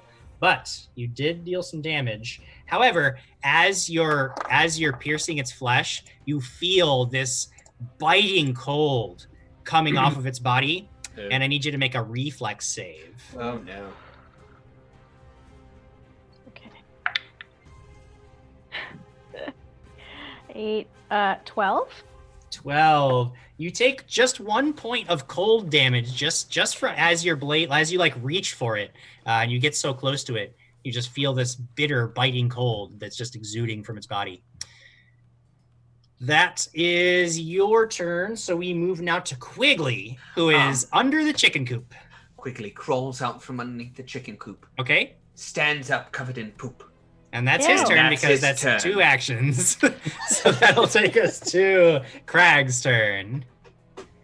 So, how much light is that pole giving off? And no, it's now standing in regular light.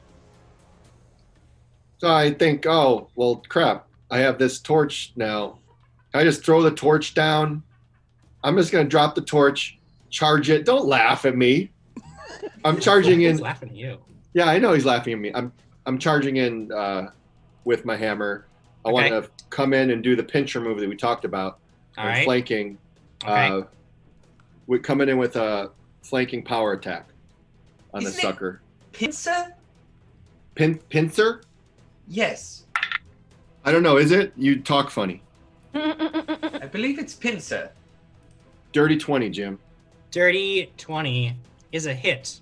Yeah. But as your hammer comes in and you know that you've got it dead to rights, it notices you, it like looks over at you, and then all of a sudden its entire body begins to shimmer, and just there's almost like this puff of smoke, and as the hammer comes through, it goes completely through now the insubstantial of this weird bear beast, and you just like swing right through to the other side. Insubstantial. I heard you say werebear. Yeah. So it's not a werebear. No. Nothing happened. No, he was trying to say wolf bear. Wolf bear, yeah. So nothing happened. Nope. You know that you would have hit it, but then it just like becomes this weird shimmering outline of itself, and nothing happens. Uh-oh. That makes me sad, Jim. I know. It is Is Marcus's this a large turn. creature, Jim? It is a large creature, yes. I was trying to fix the audio delay, so I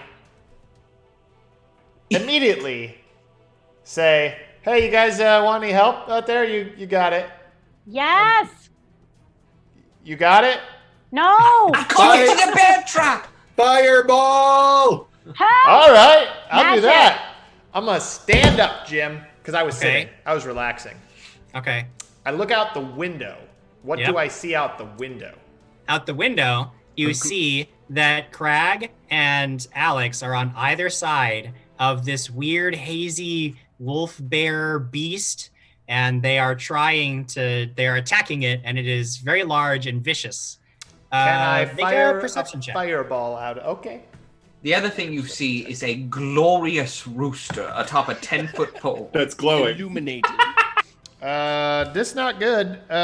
12. 12. Okay, yeah. That is what you see.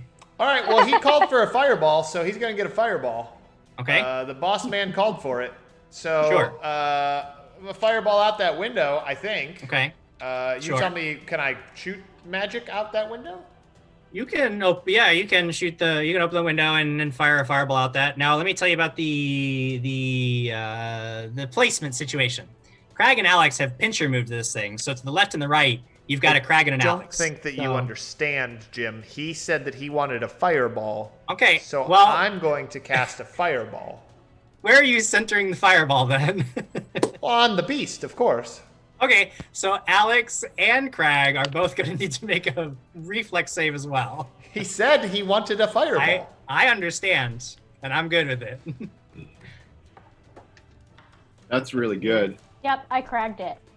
Oh, that's not good because I got a 19. I got a 10. Filet min Alex. Filet min Alex. Great. I'm gonna be cold and hot. Just imagine if you're looking at this chicken from the other side of the fireball. He's lit from underneath, and then an explosion behind him. It's glorious.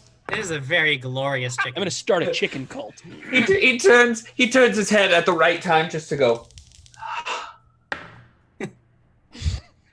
That is 20 points of fireball death. 20 points of fireball death. Yes. So Alex, you're going to take all 20 of that, and Krag is going to take half of that. Oh. Now do you remember what it's like playing with Lord Marcus? Yeah, I said I did it. Did you need anything else? Heals! It's hot. You notice, lit. of course, that the bear is affected by the spell, but because of its incorporeal state, does not take as much damage as it normally would. Incorporeal. It's incorporeal? Jeez. Yeah, That I didn't. At this moment, it is. And after Marcus, we were at the top of round 2 with old Mug standing atop the 10-foot pole, fire all around him. This incorporeal thing is really messing with me, Jim Jam.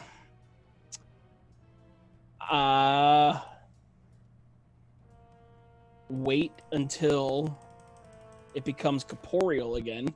Okay. And then I will stone discus it. Okay.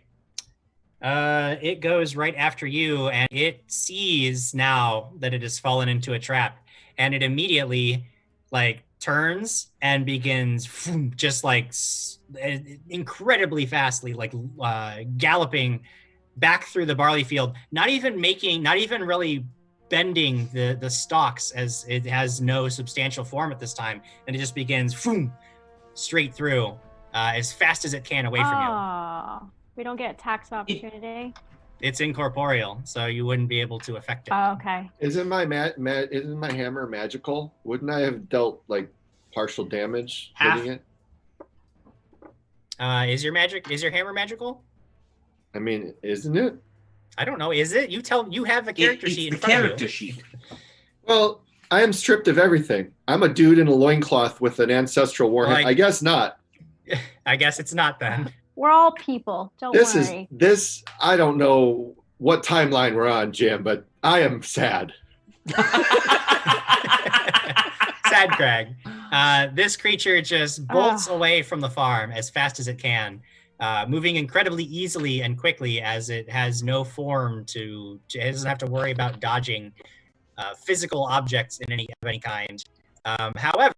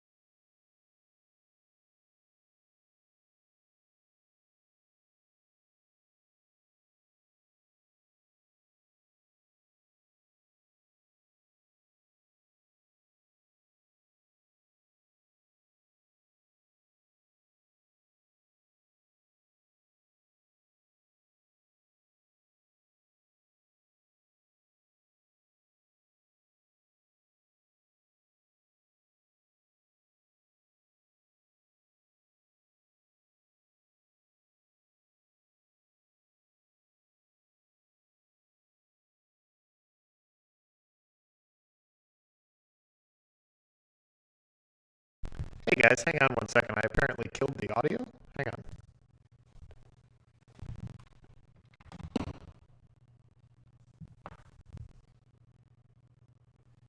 I was trying to set up an audio delay because everybody said our voices were out of sync.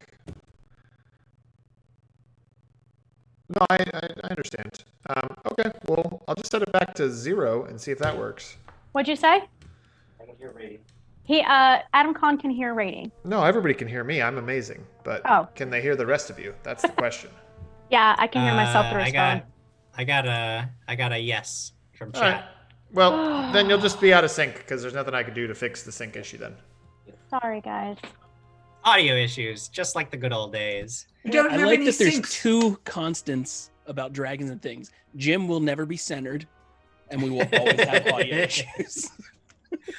These things are the way the show, that's how we built, that's a foundation that we're built on. A brand, really. Yep, it's part of it. So this creature, again, full run, gets away from the farm, leaving you all in the middle of I don't know, what do you do? What are you doing? I'm What going to happens? turn around slowly and stare at Marcus and give him a death stare as I'm singeing and smoking from being You burnt are very badly wounded. alive. Yes. I would like to fly down next to, or glide down next to Alex and lay my chicken wing upon her as I cast Cure Light Wounds. Oh, thank you. So you fly down onto your singed friend's shoulder, cure you're her right light here? wounds, cure the very light wounds she took from the full-on fireball to the face.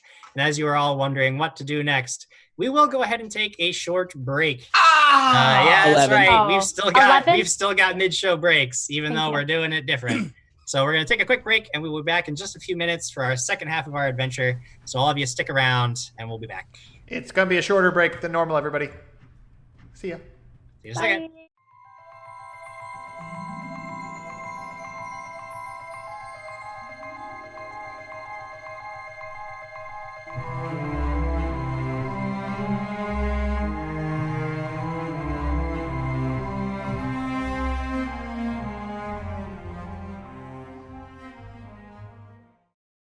Hey guys. Hey. Hey guys. Hey, Dat fam.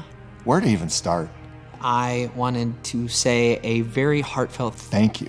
Thank you. Thank you so much for all your support. Dragons and Things would not be possible without you.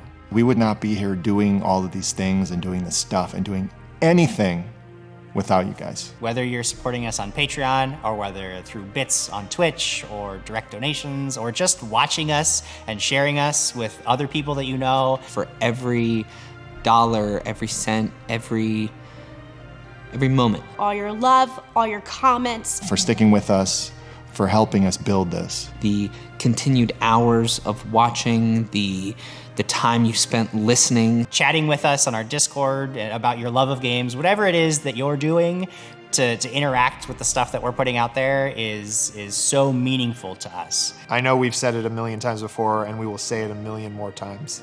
You literally make this possible. We can't do it without you. A real, honest to goodness, from the bottom of my heart, thank you to all the fans of our show. Thank you very, very much. Thank you. It really means a lot to all of us. Thank you.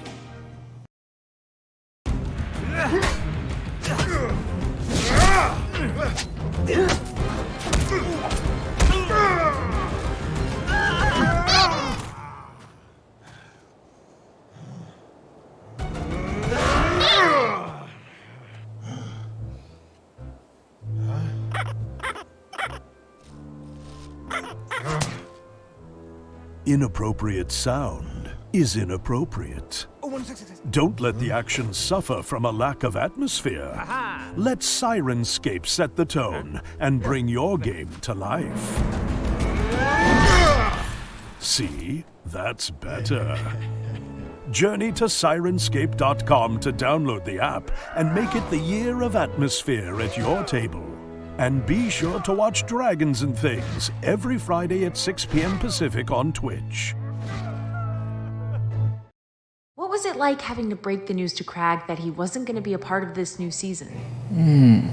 Oh, boy. Well,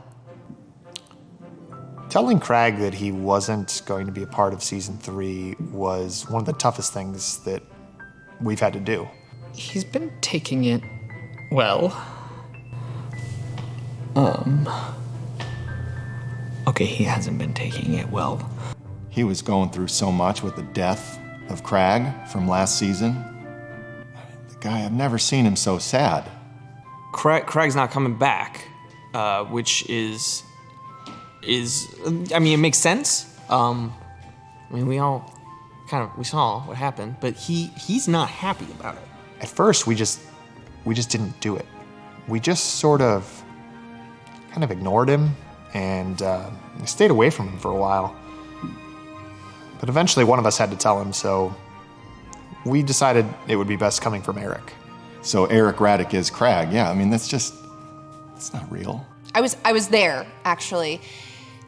I don't remember much. All I remember is screaming and running as fast as I can. I'm really concerned. Not just for him, but like everyone's safety. I don't know him personally, but I had come in for just like a meet and greet, type thing, and he showed up, and I could tell instantly, like, the energy in the room completely changed. Waking up in the middle of the night to a doorbell ringing. Open that door and just seeing Krag, downtrodden, drenched in water. It's not raining, it's just that he took the sprinkler and held it out here so that it would look like it was raining. That was a pretty bad night. He moved into the cave. We cleared it out. There wasn't even anywhere for him to sleep. The couch is gone.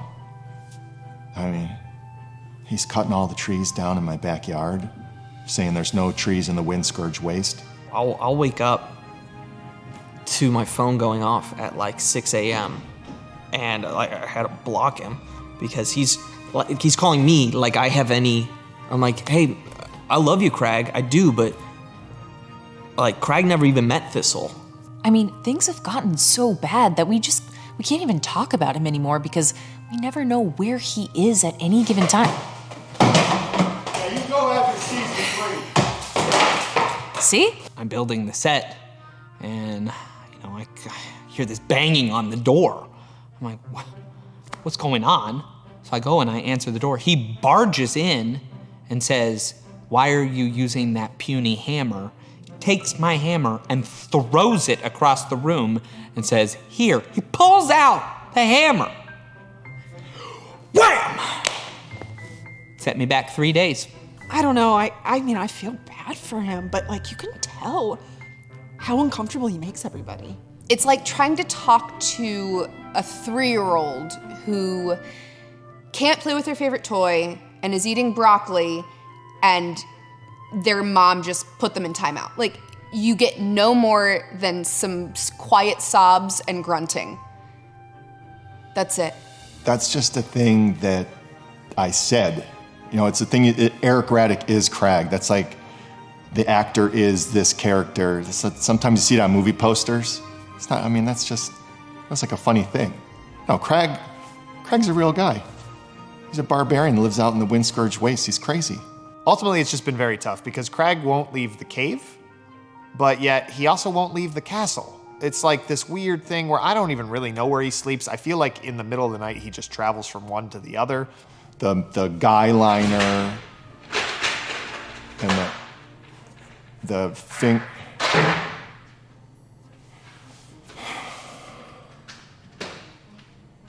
Seriously? We're filming a new thing for season 3. What?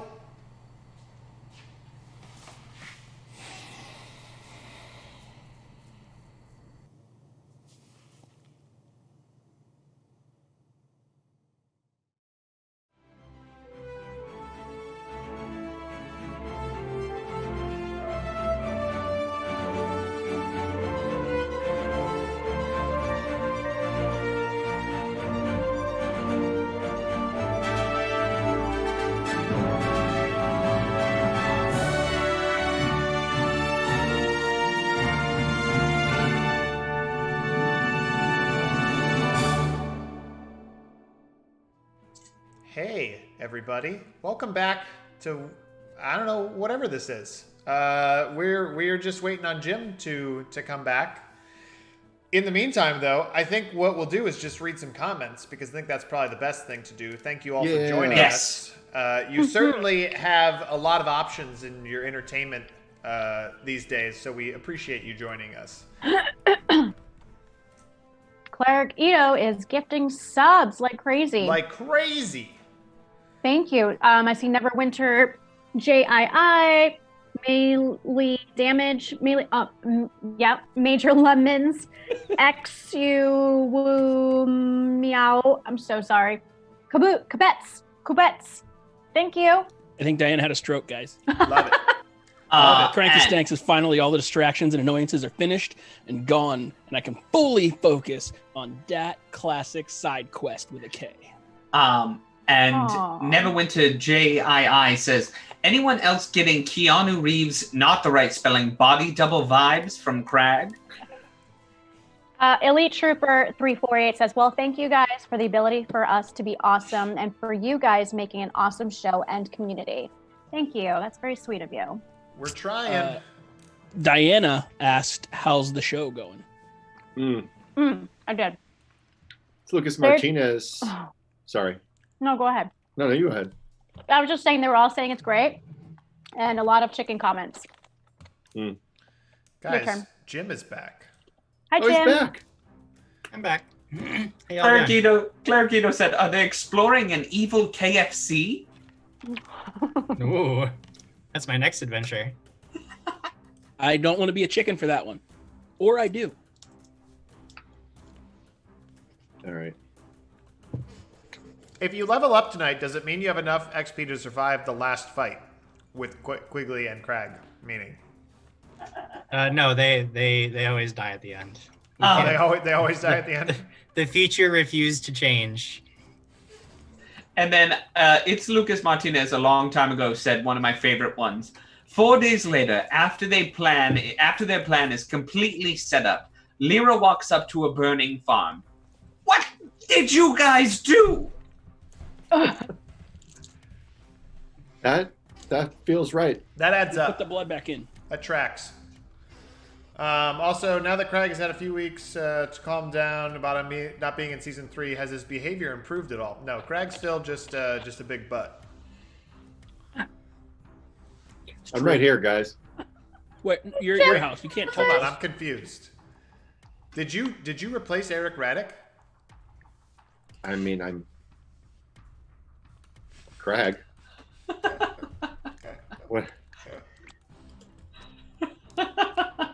I'm ready. My Jim. shirt. Am I backwards? Everyone's good and I'm backwards? No, you're everybody's forwards. correct. Guys. Yeah. I'm 'Cause backward. You can turn off the mirroring effect. And you Oh, can how do you make do it so that? it reads correctly. Well, yours is already fine. You don't have to worry about yours. Oh, our tech wizard fixed it. Thank you. Jim. Oh, yeah, I definitely did that. Is it possible to have Ale watched where this creature ran off to? Sure. Yeah. I mean, until it gets into so having Ale do sort of a reconnaissance thing. Basically, Ale watches until it loses him in the forest, under the forest canopy. I was gonna say, Jim Jam, that Squire Quigley, he jumps up, and he starts chasing after this creature, but he forgets that he tied a rope at about 7 inches all the way across. It falls face first into the ground. Into a bear trap, which was strategically placed. Want to roll an attack roll against yourself? Sure, yeah, I'll do it. Ready? Here we go. I missed. Natural 20. Critical hit. Natural 3. Triple lose damage. your eyes. Natural 3. Rough for you there, Jim Jam. All right. So you realize that you've discovered something. There is definitely a very large, very nasty, dangerous beast, but it has escaped you after you sprang your little trap. Everybody make a perception check. Oh, good. Yes, I'm very good at this. Can I make this a knowledge arcana instead to try and figure it out? Yes, I actually will allow a knowledge arcana. Dirty 20, Jim. 30-20, okay. 17. Okay. 23. Team quick Okay. luck. Arcana. Oh yeah, you're over. No, no, Here. you're over here. Hey, What? Oh. no wait. 1, 2, 3.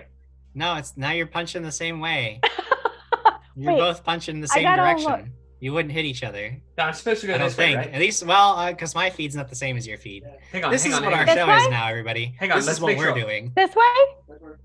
Go towards the Yeah, window. yeah, okay, ready? here we go. 1, 2. 1, 2, 3.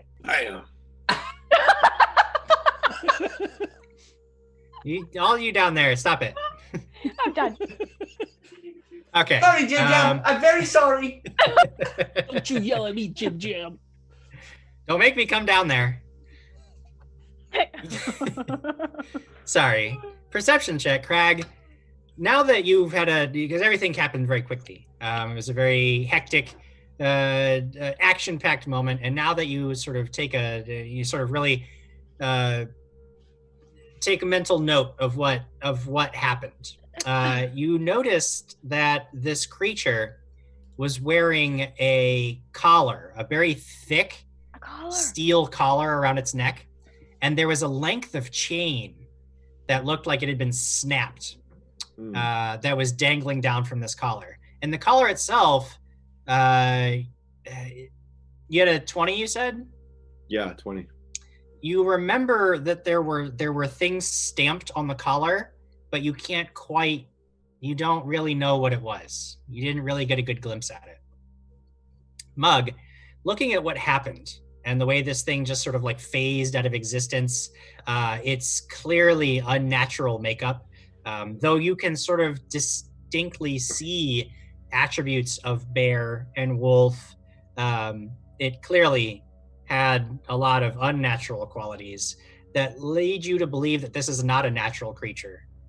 You're not quite certain what it is, but you're not certain that you don't know if that's because it might not be a kind of anything. You wonder if perhaps this is the result of some kind of magical event or experiment or some twisting of the natural order. I look up. Wait, if chickens can look up, I look up and I say, that is clearly a magical demon monster, hybrid, homunculus creature who we've got to destroy it. That's a talking chicken. Are you That's still on my weird. shoulder? destroy the talking Inside. chicken. He is inside, and we know it. He has to have the window open because he cast a fireball out of it. Fair. That was somebody's pet. Did anybody else see the giant collar around this thing's neck? It looked like it broke free off a leash or something, or it was chained to a wall, or... Did you see how that thing ripped the bear trap? Did you see how successful the bear trap was? Did you The guys bear see? Got singed? Did you guys see the $25 that Sarah BC1 sent? No. I didn't see that. Plus 1 for the table, but Thank you, not Sarah. Jim. Thank you, Sarah. Thank you, Sarah. Thank you, Sarah. Thank you, Sarah. What do you say, Jim? There you go. So no one else noticed that but me. You were the only one who noticed it.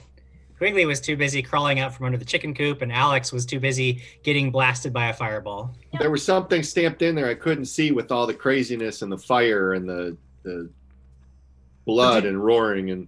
Did you have a torch? No, the pole was lighting things up. I didn't light my torch. I'll come Bet you could outside. have seen it if you saw a torch. What made it run away? Did anyone notice? Bear trap. Just bear trap. Yeah. I'm really surprised that it ran away Alex. because that thing was strong. Yeah. Alex, since you've asked that question, I'll allow you to make a sense motive check. Oh, thank you. I want to, as I come outside, I've noticed Alex is glaring at me, and so I'll be like, what's wrong, Alex? I cragged it. So it's 7, 8, 9. I can give you no more information for that. Damn it! I award you no on points. something. Okay. What'd you say? Sorry, Marcus. I I'm just wanted staring to at know. you. Yeah, I wanted to know what's wrong. What'd I do this time? You singed me. Oh, I can fix that. I pressed to digitate so she doesn't have any singe on her on her clothing. Your clothes are much better shape now. Thanks. Wait, Why are we standing here? it ran away right after it got hit with a fireball, right? It did. I mean, I'd run away too. Maybe To we be need fair, wouldn't we all? But I'm just a country chicken. That thing. Sorry. There you go. Maybe we need more fire. Fire was good. I don't think my dagger barely did anything. It looked like your hammer probably didn't do anything either, right? Oh, that thing turned into a ghost or something. My hammer swung right through it. So we need magic. The I'd say, fire was Mug, good. You kind of were hinting at a similar point, so I'll let you make a sense motive check as well if you'd like. Well, this is not going to be great. Don't crack it. All right, Norse Foundry, Malachite die. What do you got for me? It's a 10 on the die. Sense motive comes out to be 16. Okay. 16? Okay. With that, I will tell you that you did notice that obviously it ran away after it got fireballed. But you didn't get the sense that the beast was panicked. You do get the sense that they almost like it was acting purposefully, not instinctively. It's almost like it made an assessment of the battlefield and decided this wasn't it. So it was a straight up reconnoiter of us. All right. Interesting. It obviously was surprised by your presence, so it wasn't like expecting you. But when it saw that it was way over its head and taken by surprise, it decided that this was not the fight to continue. It made an intelligent decision. Why are we waiting here and not going after it? Did you see how fast that thing ran away? Yeah, let's go run and catch it. There's no way quickly. There's no way you'd be able to catch it. You could certainly try to track it, though you know that trying to track it at night would be much more difficult than trying to track it in the day, but not impossible. I go collect my torch and light it up, and let's go on a snow wolf bear hunt. Yes! Wrigley's If we break this 10-foot glowing pole in half, will it still glow? One half of it will still glow. Why don't you just pull it out of the ground and have a 10-foot pole that glows? I'm a chicken. I'll pull it out. It's stuck in there, man. It doesn't come out. I kick it to try to break your it. hand. So you want to go search for this wolf now? Yes. There's no better time like the present. There's no better time. It's our time down here. I light my torch up, Jim. Okay. And got torch, hammer. The torch held high. You begin making your way towards the forest. I will cast light, by the way, on Alex's... Well, no, on Quigley's shield, I guess, because Alex would probably want to be stealthy. Okay. Thank you. On Quigley's shield. Quigley's shield glows. You've got a Quigley and a Krag, both with a source of light. Are you going to remain in chicken form, Mug? Chicken formation. Isn't he always? Part of me wants to because it's hilarious. But it's not very functional, so I'll turn back into Mug. You can drift. I can drift. But I You can also can just collect fly. feathers and stick them on you. I mean, I'll stay a chicken for now. There's something important that happened, though. 2 minutes ago, Cleric Ito donated $5. This is for Jim Jam. GMs need love too. GMs need love. Boo. Boo. Nice job, Cleric Ito. Boo. Nice job. Go, Jim. Go, Jim. That's right. Team Jim Jam. Can I ride on Ale in chicken form just for Yes. the Yes, you bird can. That's synergy? That is for synergy's sake. Yes. Nice. Can ride atop Ale. Is Ale flying or is he walking along the ground? I imagine he's flying. I imagine he was flying to scope where the guy went. Yeah. Where the creature went and then came back to report or whatever. Right, but I mean, like, as you're riding him, as the group is moving forward, is Ale going to be, like, He'd probably circling fly. overhead, or are you going to be... Yeah, he'd probably be up in the air. Okay. Circling around overhead. So Ale's flying, and then every few seconds you see that Mug just drifts up a little bit and then lands back on and drifts again. It's a really Leo DiCaprio, I'm king of the world situation. You make your way towards the dark and forbidding forest in the middle of the night. because you're adventurers. And you don't care how deadly the forest is at night. You don't care how absolutely foolish and dangerous it is to go stumbling around. You've decided that you're doing this now. No. I care. I took a 30-minute nap. 20 minutes. Before too long, after about 20 minutes of making your way through the underbrush, I would like one of you, whoever's leading this expedition, to make a survival check. That guy right there. No, and get in there.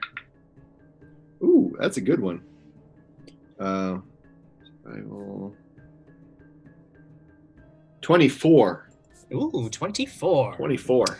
After about an hour, you're tracking this beast as it moved pretty quickly, and it was large, and you bloodied it a little, so you are having a fairly easy time tracking this thing until you come to a wide stream with swift flowing water from recent rains threatening to flood over the bank. Casting about, you see that there is a narrow tree trunk lying across the ravine that would get you across to the other side if you can keep your balance atop it.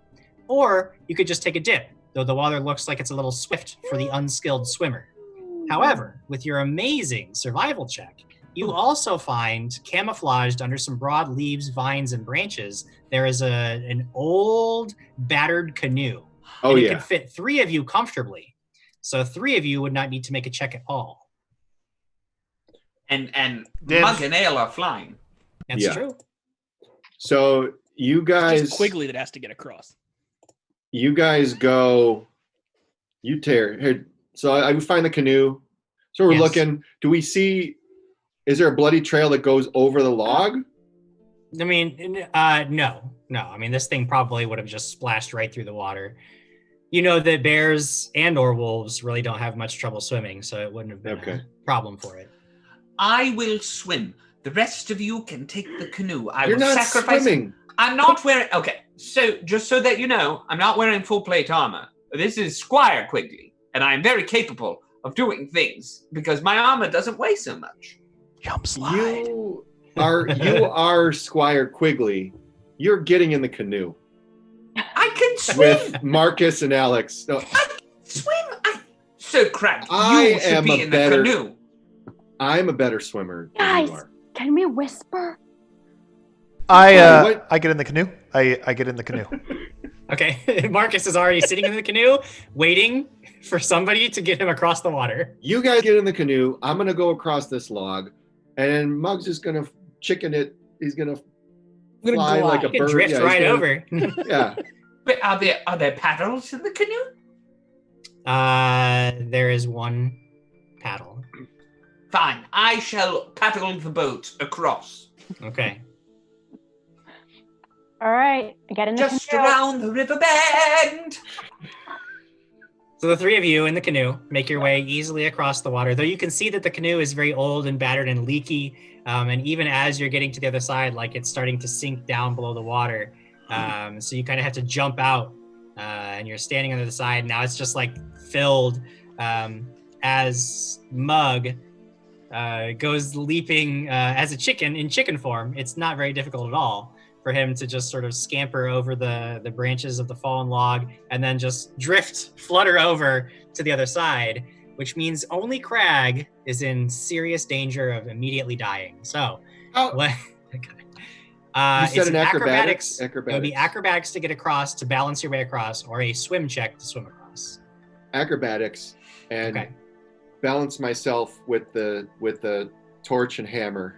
It's going to be easy. This is easy. This is walking Since across those are a log. equally weighted objects, it's really good balance too. Well, yeah, it's magic, Jim. Ooh. Ooh. That's not quite the time you want to crag something. Oh no. So, 10? Oh gosh. Do you have any bonuses you want to use? Oh yeah, use your edge. I have an edge? Yes. We all got a +1. Oh, my +1? Surely my... Don't bother with that. Save that No, for I a know. time when it'll I know. matter. There's no saving me now, guys. I am You have going a to reroll? fall. I don't have a reroll. So I got a 10 because it's the 2 plus my 8 acrobatics. 2 plus your 8 in acrobatics. You go trying to get across this log, and it's it's actually a little more supple than you had thought it would be, and it bends just a little too far. And since you're using the hammer in one hand and a torch in another for balance, your weight is all thrown off, and you go splashing down into the water, and it carries you just a little bit, and you slam against a rock. You take... Point of order, Sir Krag, you did have a reroll from Lucas Martinez. Oh, I did have a reroll? Oh, because he was the bit boss. Oh, that's right. And now McCranky Stank is the bit boss. Well, no, I wasn't aware of this. Would you allow a reroll on that? Well, we've already rolled the 4 points of bludgeoning damage.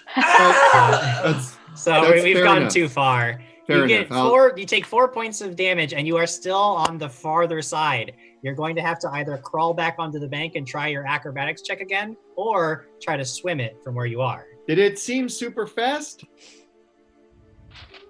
I mean, it's not terrible. If you're a skilled swimmer, it shouldn't be too difficult. I'm already wet. I'm already kind of pissed off. My torch is gone. Gone. I have the hammer. Yes. I unequip my hammer and I start swimming for it, just like cursing. So this is going to be much better. Jim, swim check. I would like to take the canoe out of the water, kind of dump it upside down, and then get back in it and go over to Sir Krag. 18. As you are getting the canoe and making your way past Krag, he's swimming past you. And now he's on the far side of and your canoe is sinking too fast. And it's you realize that now you're in trouble. I turn it around. As you're trying to very quickly turn the canoe around. I don't know that you know how canoes work, Jim Jam. They don't turn on a dime. I know that. But they can go backwards and forwards. It's the same. But does Quigley know that? I would say yes. I say... Yeah, fine. You put yourself out there, man. I don't know what you want from me. But you get back to the other side. But Krag easily makes it the rest of the way across. And you are now all safely on the other side and ready to... You pick up the trail of this beast not soon after that on the other side. Lord Marcus casts silence on himself. Cast silence on himself. As you pick up the trail and begin your way forward, whoever is leading this expedition, if it's still Krag, then it could be Krag, but anybody else, I need another survival check. It's that guy who's going to do it. Oh, that's huge. That would be... I can't even math right now. 27. Woo! Whoa! That's huge. Bubba, 27. Okay, you make your way through the woods rather quickly, easily tracking this beast's passage. And after a while, you begin to hear a wild buzzing sound. At first, you think there must be a beehive nearby, but soon you begin to see clouds of wasps, each as large as your hand. And they are everywhere. Several trees sport large papery hives, and the constant droning is enough to set your teeth on edge. You could very cautiously and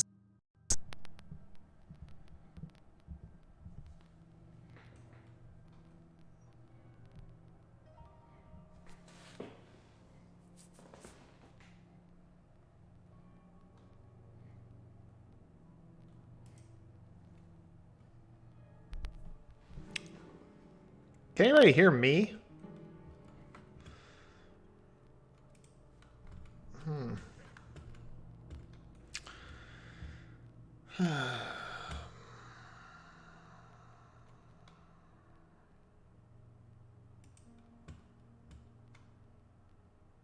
So you guys can hear me. Well, that's good. Yeah, it's a problem that you can't hear anybody else, but it's good that you can hear me.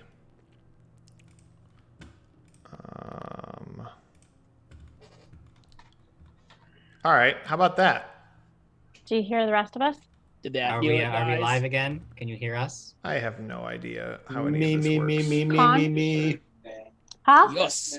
There's everyone. So Come on, they sing, everyone. believe in us. We hear everyone. Yes. Okay. Also, Jim we Jam. got it. We did it. McCranky Stank gave you the reroll. Yes, Yay. McCranky Stank gave you the reroll after I ran him through a game yesterday. Oh, shade. Maybe you didn't do a good job. It was probably because he got probed a couple of times. Gross. That's gross. Gross. Yeah. This is a family stream. Yes. Yeah. It's an ability. Guys, everybody freeze. You all freeze, and Krag points out that nearby, you know that these wasps are very, very territorial, this particular species, but they see bodies of heat to identify other creatures.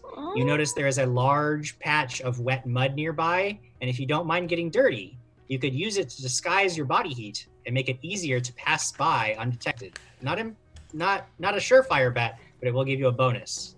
So I know this? You know this, Krag, because Yeah, you had an amazing survival check. So I don't even really say anything. I tell them to stop. I tell them about the bees, and I just start caking. I go down and just start getting into this mud and putting it all over myself. What does Mug want to mudding it say? up. Mug Yeah, wants Mug to had say something. something. Well, I happen to know something about chickens and bees and wasps. Yes. Chickens eat bees and wasps. These are very, very large wasps. All right. Turn That's yourself what I into a wanted to large clarify. chicken. That's what I just wanted to know. Okay. All right, I start getting I'm in gonna the turn back mud. in the mug because I don't want to be a dirty chicken. No, if you're going to be a chicken, you're going to be the fanciest chicken possible. Exactly. Yes. Mud.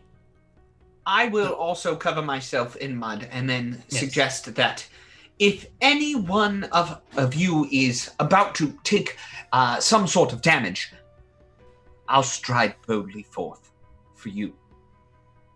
So Thanks. they're not Quickly. they're not going to be able to see us as easily if we're covered in the mud. They see our body heat. So, sorry. yes? I'm going to prestidigitate myself to have no body heat. That's not how that works at all.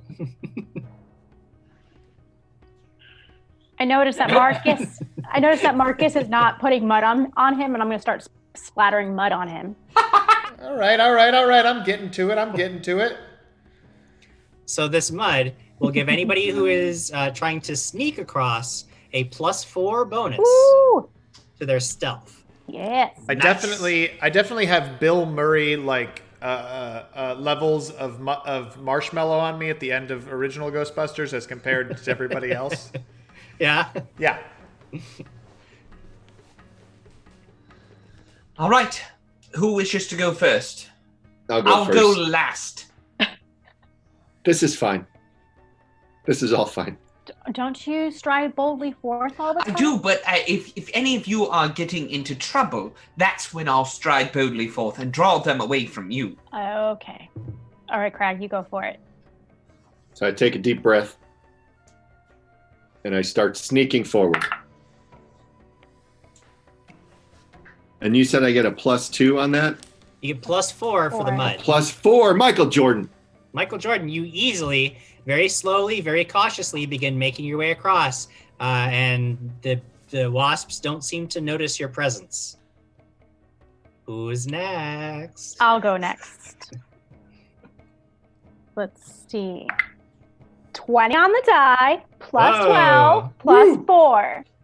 You easily don't even need the mud. You got all muddied up for nothing. You managed to get across without a hitch.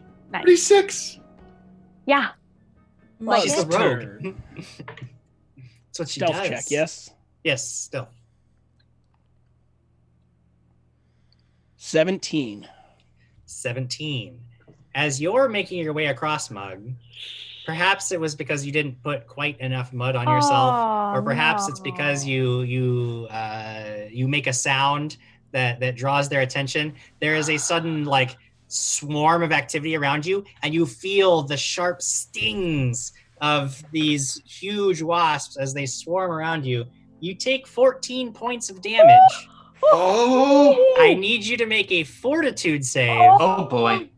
As you just start rushing across the clearing to just get away from these horrible things. So When that starts, I would that would enact my phase of the plan. And I say, Lord Marcus, prestidigitate me quickly! And then I start running into the wasps, just screaming like a banshee. Okay, so I imagine Marcus doesn't do any of that. No, I yell after him. Yeah, you're good. You look good, bud. Thank you! As you just go tearing across the clearing without any attempt at being stealthy, they start swarming around you as well. You take 8 points of damage. I need you to make a fortitude save as you go tearing across. But do I pull some of them away from No, Master Mug? everybody just takes the damage and you accomplish nothing, Quigley. Well, I tried, Master Mug. 10 fortitude save from me. Ooh, okay. You're gonna take, on top of that, 2 points of dexterity damage. As you get to the other side, you can feel the wasp venom still coursing through your veins. And Quigley, what are you looking at for that fortitude save? 21, Jim Jam. 21. You are okay. You just take the damage. You are not poisoned. Unfortunately, Mug is not looking so hot. Well, that's stupid. I don't like it. I have a spell. Okay. I've never used it before. I gotta Okay. find it. It's I think it's called mud salve or healing mud. Okay. Basically, trying to find the exact where it is on my list here. Try looking in M. Yes. Well, slave isn't what I was looking for. Salve. While you're looking that up, Marcus, you're still the only one on the other side. You've seen both Quigley and Mug just get swarmed by these wasps. You're wondering if maybe the mud was not the answer everybody was promising it was. What do you do? I like. Hey, I'm good, guys. I'm good. Go on without me. You've gone too far. This is the end of the adventure for Marcus. Mug.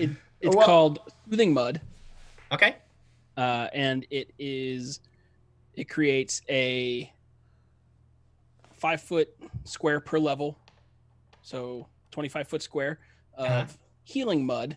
Every round you gain 1 back, and being partially submerged allows you to heal 1d4 ability damage. Oh, okay.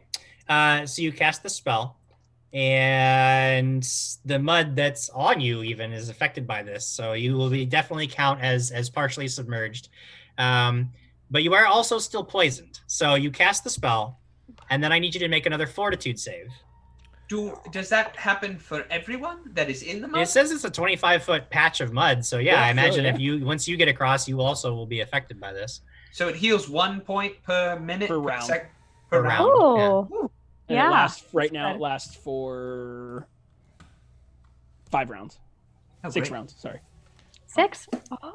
Oh. Fortitude, you say? That is a 20. Yes, 20. So you managed to fight off the effects of the poison, and then the healing mud is obviously going to take care of the ability damage that you've taken. Lord Marcus, come on over. Yeah, Marcus, you're the only one on the other side of this. Yeah. You can do it. I'm good. So they just go through the wasp storm, and the wasp swarm doesn't follow them? We jumped into mud. They're very territorial creatures. They protect their little territory. All right. Well, sure.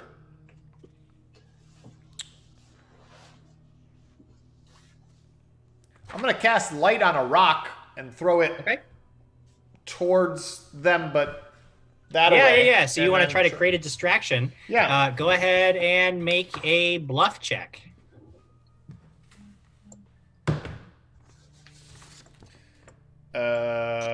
15. 1-5. 15. As the rock goes sailing, these stirred up wasps begin just like clouding around this rock. And you see there's a brief opening where if you make a mad dash for it, you should be able to get through unscathed. Mad dash. Mad dash through it. You get to the other side just as the healing mud from Mug's spell is finishes rejuvenating your companions. and you have all safely crossed to the Yay! other side of the wasp territory. Yay! Just so you know, Huzzah! I've only got Huzzah. one low-level heal left for the day. How much heal was that, Mug? 6. Ooh, 6 points. I'll take I'm it. still a little hurt. I think Alex is still a little hurt. Yes, I'm a little hurt. So that gives us Quigley's 6. probably a little hurt still, but less hurt. Much less hurt, yeah. But your mud gives us 6, yes? 6 hit points, yeah. Then I will be okay. Guys, it's crazy. I have 5 Cure Light wounds in my inventory. What? It's just nuts. No, I'm just kidding. They all I'm broke just- in the when you fell in the water. You know, why don't we go ahead and take a few minutes to talk to the fans? And then we'll pick this back up now that you've made it through the dangerous forest. The chicken coop caper. The chicken coop caper. Let's see. Clarikito says, this KFC is infested with wasps? It's a very dangerous KFC. So we're using... Go ahead.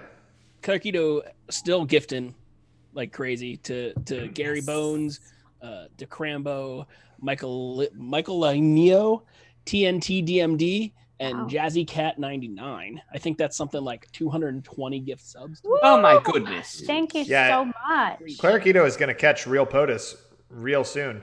Scott Denuso taking, I don't know, is this a swipe at Diana? He says, Diana, No, you are it's a looking swipe at especially me. lovely tonight. Then, not so much.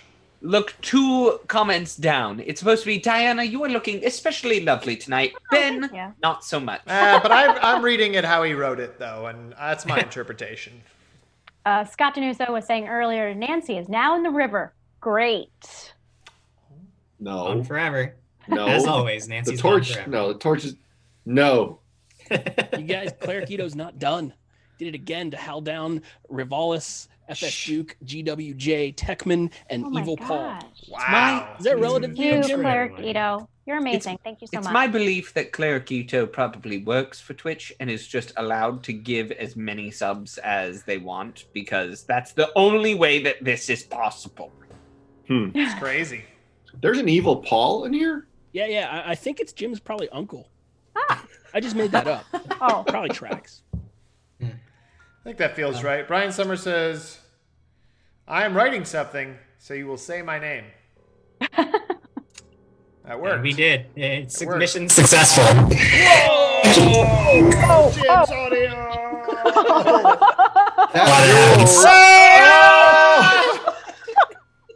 That girl at that place says, I'm just enjoying the delayed reaction versus voice. Adds a whole new dimension to the show. Squinty, smiley, laughy face. Hey, look, all right, we don't know how technology works, clearly. We're trying. Can I talk? Does it hurt? No, it's good now. It's good now. It's good now. You're fine now. Oh, okay, it's good now. Clarikito says, no, I don't work for Twitch. I just like supporting streams that I like. So thank you. And I know I'm just very grateful for it. Wait a second. Jim has a hero point? I don't like that. Yeah, I've got a reroll. Oh, you know what I did miss? Luna Steel Song cheered 230 bits. Ooh. And Sarah BC1 just dropped 500. Ooh. Real quick before we jump back into it. Thank you. Voss wanted to ask if does the space-time continuum collapse if somebody dies? Of course not. We've established that there are many multitudes of universes possible in the Dragons and Things world. So this would just be one where the timeline is a little darker than the prime line. And when we're talking about Voss, let's bring this up. Nobody knows Voss's real name. All right? And I do. untrue. I figured it out. Untrue. I have a hunch. What is it? I'm not good. Yeah, what did we... We're not doing this. All I found out is that it is not an A name. I know it as well. Oh. He is... I know you his can't name. mess... Don't mess with the Vosserator. I know his country of origin. Me too. I was over Or at his think house I the did. other day. He and I are very good friends. You're not Should allowed be to under do quarantine, that. Jim. He wrote Yeah, this game. not allowed to do that. Ben, what are you trying to do to Voss? What do you want? I'm gonna get Voss's real name! Oh, I can give that to you. Why do you want it so bad? Can't let the man have a little privacy and secrecy? No. The guy sends people boxes of dicks. I mean, He did. He sent us some gummy dicks. It's true. I forgot about that. Oh, the good old Fun. days. Those were fun. Good old days. Those were good gummies. Yeah. Speaking of gummy dicks, at last, the tracks that you have been following all night lead you to the Gummy outside dicks. of a very windy cave. Written across the cave are pictures of chalked gummy dicks everywhere. Somebody's obviously been here. Teenagers, youths, perhaps. Unfortunate. What do you do? No, but in all seriousness, we found a cave. Mm-hmm. Okay. Oh yeah. And there are gummy dicks. Yeah, are these supposed to be a bunch of dicks? No. Are you guys seeing this? I see it, Krag. Stop. Alex, would you look at this? I don't want to look at dicks. Oh, look at this one. Oh, this one's curved. Okay, I'm going to make a perception check around the cave. Okay. I'm going to start looking around the cave. Around the cave. Yes, the entrance of the cave. I want to see what's around here. Perception. 18 plus 9. 27. Thank you. 27. You are fairly certain that this cave is inhabited. You can smell the musty animal odor that's sort of wafting out of the cave. You see claw marks all along the stones and around some of the trees that are nearby. Mm-hmm. But you would guess that this cave has not been inhabited for long. Whatever creature makes its home here has not been here for an incredibly long time. You also notice that the breeze coming out of the cave is incredibly cold. That was my question. Okay. Do you guys feel that? It's very cold in there, and it seems like whatever this creature is made his home recently, so he hasn't been here forever. How do you know it's a he? The dicks. The dicks. She's got a point. Yeah. I'd like to gather everyone up in a circle here, and I will tell you as soon as I find the right spell how close. But I'm going to cast Endure Element Communal. Oh, that's great. Thank you. Against cold. As long as it's not a huddle, I will gather up in the circle. Will it help if No, I don't even need a huddle. I just got to touch you guys. Mug, will it help if I pick you up and... No. No, okay. Stop it. It never helps. Will never help. So 24 divided by, there's 5 of us? Mm-hmm. So I'll get 1 less hour than everyone else. Okay. So we all have about 4 hours of... Sure. Is that 10? So what does that do again? You don't take non-lethal damage from extreme heat or cold. It basically allows you to walk around without a coat on when it's cold outside. Okay. Perfect. Thank you. Yes. Now, the cave is large enough to admit ale. However, you would guess that his flight would be severely restricted inside. So I don't know if you want to have him wait outside or come with you. Let's bring him in. Bring him on. He's got some talons anyway. Let's bring him in. Hey, Quigley, can you shine some light over here? Can I check to see if I see fresh tracks coming in? Yeah. Go ahead and make a Shine some survival light check. and I will have my sword out. Michael Jordan. Yes, you are fairly certain that the creature that you are looking for has passed through here very recently. You find a small droplet of fresh blood, likely from the wounds caused by that bear trap. I think it's home, or he's home, or where it's a he with the dicks, right? He's home. Yeah. Well, that's why you can feel the cold coming through. You're getting I do wish Lady Claret were here. It would be nice to have all of our weapons turned to fire at some point. But does anyone have the ability to do that? No? I guess we'll just saunter on forward with the good old steel of a sword. Well, hey Marcus, So you got sauntering forward now? You got any fire left there? Yes. Okay.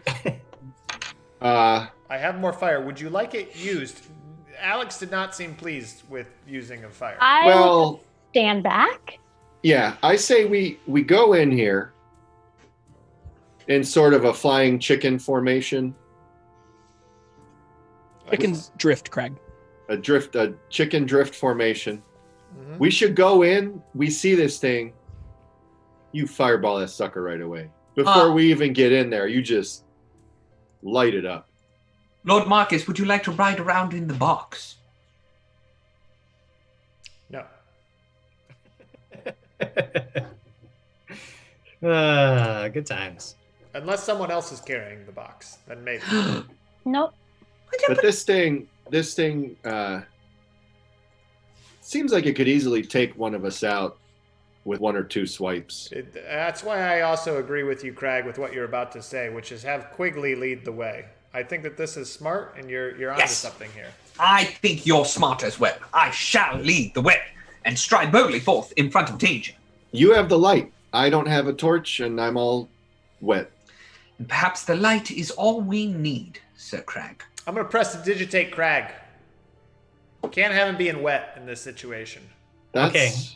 You dry it. You dry Mr. Krag out. I need to dry Krag. And you know what? He's going to smell like cinnamon, too. He's a cinnamon dry Krag. This is really weird. Cinnamon toast Krag. Cinnamon toast Krag? I don't think he's ever prestidigitated me before. This is weird. It's a new experience. Just let it happen. All right, Lord Marcus. I will lead the way, and I will stride boldly forth. However, I will wait for one fireball before I do. Does this mean that my torch is my other torches are dry and I can light another torch? Doing it. Boom. Lighting another torch. Light a torch. And when he lights it up, it smells like nutmeg. Ooh. This is like This is like the Yankee Candle Company. Or Christmas.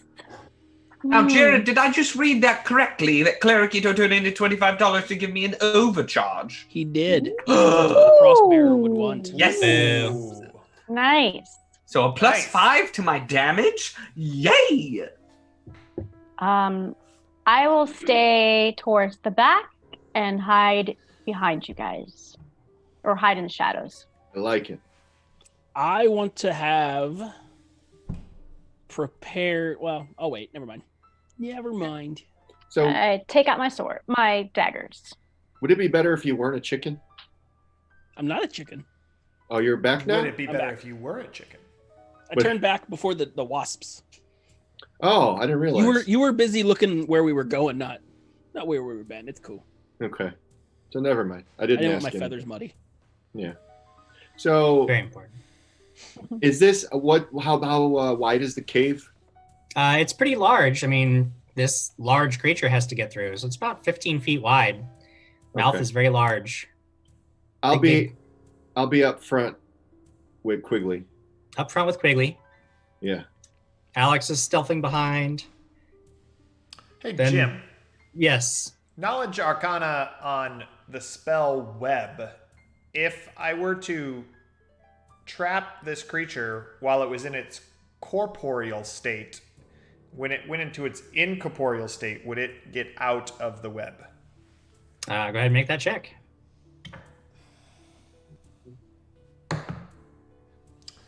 That's a 14 on the die, plus my Knowledge Arcana. Oh, plus 13. 27.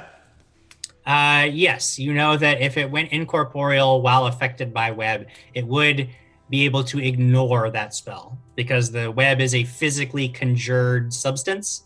A spell that was like slow that affected it, if that affected its essence, would carry through, but web would not. Well, somebody didn't give me slow as a spell, Jim. Okay. You got fireball. All right, cool. I let Krag bad know monkey? that I can only do that trick one more time. Uno mas. Oh, wait. Maybe hold on. I think I can only do it one more time. Yeah, go ahead. Sorry. Okay. I got nothing. So when you guys are ready to head in, you let me know. I'm ready to head in. Okay. Yeah. You begin making your way deeper into the cave. And as you do... What? I drink 4 potions of bark skin plus 4 And They don't stack with each other anyway. And when you drink all of those potions at once, you have a violent reaction and break out in hives, and you will take a -4 penalty. I just forgot about my potion of heroism. Let me. Yikes. It's cold inside the cave, though you'd barely notice it because of Mug's spell. Thank you, You Mug. can see your breath still, and you carefully avoid icy patches on the ground. Soon, you come to a large cavern littered with the bones of dead animals. The smell of blood and meat is very thick here, and you can see that hunched over across the chamber is this huge bear wolf creature that sees you as you see it, and it's time to roll initiative. Yeah! Ah, jumped out. Whoa! Hey, that's okay. 11, Jim. 11 for Krag. What about old Quiggles? That would be a 22. 22 for Quigley. He's fast today. Alex. 17. 17 for Alex. Marcus. 14. 14 for Marcus. And then Mug. 15. 15 for Mug. Quigley, you are first to act. You see this thing, it makes ready to charge forward at you. What do you do? I will ready an action that after a fireball has been cast, I will charge in and attack the enemy. Okay. Alex, you are next. Am I still the shadows hidden? What is your stealth roll? Oh. Okay. 23. Yep, as far as you know, you're in the shadows hidden. Perfect. I'm gonna wait for for Quigley and Krag to attack first, and then I'll come in and attack afterwards. Okay. This creature goes next, and it doesn't wait for fireballs to occur before it takes its action. It comes right up within its reach of Krag and Quigley, but instead of swiping out with a paw, it rears back, and you see it take in this huge breath, and its chest expands immensely. And you see this glow of deep blue where its lungs would be, and then across the entire party, everybody is going to have to make the old reflexaroonie. I'm going to add an edge. Okay. Was that a cone or what would you call that? I would call it a very large cone, yes. Yes, I will add my edge as well. Hey, Jim, I'm going to add my edge and this. Thank you for my very edge, good. Sarah. This is the time to use it. I feel Yes, like I'm thank you so getting much, edgy. Sarah. I'm getting edgy too. I'm going to put the edge on it. Ooh. I'm gonna save my edge, Jim. I probably didn't need to use it. 21, Jim. It's a reflex? Yes. 22. It's a tweener for me. 17. 17. Let me check the DC here. Ba-da-ba-ba-da. Okay. You just made it. Did I need the edge? You did, yeah. You did. What are we looking at from Mug? 21. So made it. Krag made it. Alex, what are you looking at? 15. Oh no, Alex, that's a fail. Yeah. Marcus. 26. Okay, 26. So everybody except Alex. Somehow Alex is the only one that failed this Come reflex on. save. Alex, you're going to take 31 points of cold damage. Everybody else is going to take half of that at 15 points of cold damage. Standing up with 1 hit point. Holy! That's not good. Holy crap. But that's the end of my turn. Oh. Let's see how many rounds before I get to use that spell again, or that ability again. Oh boy. Oh snap. Oh boy. No. I'm gonna do something about that. Oh. It is your turn, Mug. I am going to cast Quell Energy against that thing. That was cold damage, right? It was definitely cold damage. I'm going to cast Quell Energy on that. I don't even know what that is. Tell me about it. Quell Energy, I reduce the target creature's ability to tap into a single energy type of my choice. Reduces the selected type by 10 points. So you choose Multiple electricity, casting right? Stack. Is there any kind of save for that, or is it just straight up? Partial will save, and it does get spell resistance if that's a thing. Spell resistance is not a thing, but I will make a will save. Pretty sure spell That is a resistance 1 a on the thing. die, automatic failure. But I have a reroll. I'm gonna go ahead and use that. Cranky. Ooh, with my reroll, that is a 23 total. That's gonna save. Oh, Michael Jordan, why? It was will partial though, right? So what is Yeah. the partial effect? That's what I'm looking here for. If the damage, blah, blah, blah. If the target succeeds on a saving throw, the spell's duration is reduced to 1 round. Okay. So it instead still of 5 reduces any rounds- cold damage it can deal by 10 for 1 round. After that, or actually, you do have a move action if you'd like to take it. I am going to move as a different character. I was going to move behind somebody. I can draw as a move. Yep. As long as you have a +1 bonus to your BAB, which is a 5th level character, yeah. Okay, I'm Everybody's going got to just take like 10 steps to get my back against the wall. Okay, sure. And at the same time, I'm going to draw a dart. The real darts, the lawn darts, not the Preston darts. A real dart, a man's real dart. Yes. Okay. You got a dart in hand, you back away, you quell this guy's energy, and then it's Marcus's turn. Hey, does Endure Elements that Mug cast reduce that by 10 or no? No, it does not. No, that's the That's mythical protection from level. energy, or resist energy. Cool. I didn't have that. I'm gonna take I'm gonna take a big move backwards because I don't like that happened. No. And then I will cast Fireball behind the beastie. Sure. In a manner to not get Quigley and Krag and Alex specifically. Behind the beastie. Don't fail, because then I die in this universe. I will never fail. Aren't you in the back though, Alex? You're all the way back. Yeah, but Yeah, he can't get you with this one, Alex. Don't worry. Okay. My save on that was a 22. Oh yeah, you saved. But it still takes in half damage, so go ahead and roll the damage anyway. Sure. I'll do that. Not because you told me to, but because I wanted to. That's okay. You don't have to. I mean, you could just say no. Diana. Yes. John Goodman donated $25. 3 edges for you and 2 for me.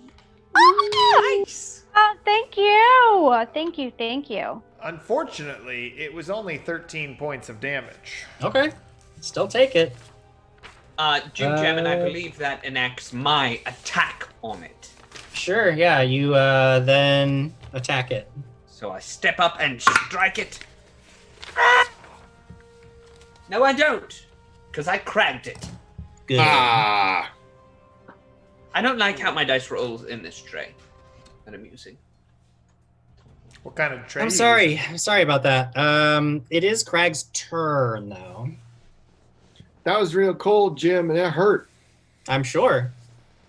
I don't want to yell because I'm going to blow everyone's ear out. No, yell. People want it. They do. They do want it. I rage, Jim! I rage! Ah! Okay. That was a muted yell. Krag gets mad. Raging power attack on this thing. But that means I have to step up. I have to Usually it's a 5-foot step. I have to take a 5-foot step forward and raging power attack this frosty SOB. Oh, yeah. How does a 28 do? It hits. How about 24 points of damage, Jim? Oh! It's significant. It's significant. Oh, I'm going to hit again. You can't. You don't have. You're too weak in your current state. But that is the end of round 1, and a good round it was. It is Quigley's turn. Yes, I will strike at this foul beast. Okay. Do I have 2-weapon fighting? You have the shield bash. You have improved shield bash. I don't have 2 weapon fighting, so I will just strike it with my long sword. Okay. It's a 15. It is a miss. This thing is got really super thick hide. Everybody's wondering what dice tray I'm using, but I'm not going to say. It's not anybody's who is in the chat or knows. It's not any of the people that we love, so you're fine. You don't love them? We don't love this dice tray. This is the bad I'm one. using the one that was custom made for us. Me too.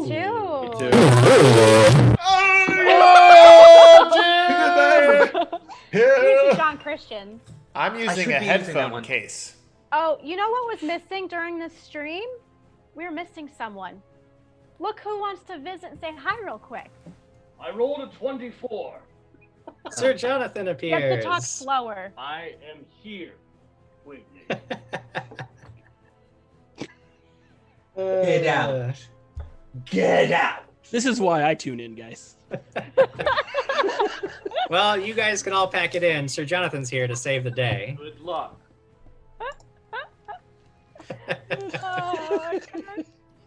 Good times, everybody. You did all of that. Alex, it is your action. Okay, well, quick. Did I get a hero point? I think I saw something. Nah, I'm gonna say no. You did. You have a reroll. Thank you, Jared. Well, I'm only at 1 hit point. I think I'm gonna back up some more in case this cold blasts me again because I'm barely standing. Yeah. Barely. How close am I into this creature? How far do you want to back up? I back up. Tell me how far you want to be away from it. I want to be close enough I can make sure, like, I can see my friends, but Okay. 30 feet. Okay, you get 30 feet away from it. And I'm barely standing. I'm at 1 hit point, barely standing. That's bad news. I am almost frozen to death. Do you wanna take any other actions? You just moved. No, because I don't have any healing potions. I have nothing in my inventory. Just tell him that you do, and then you do.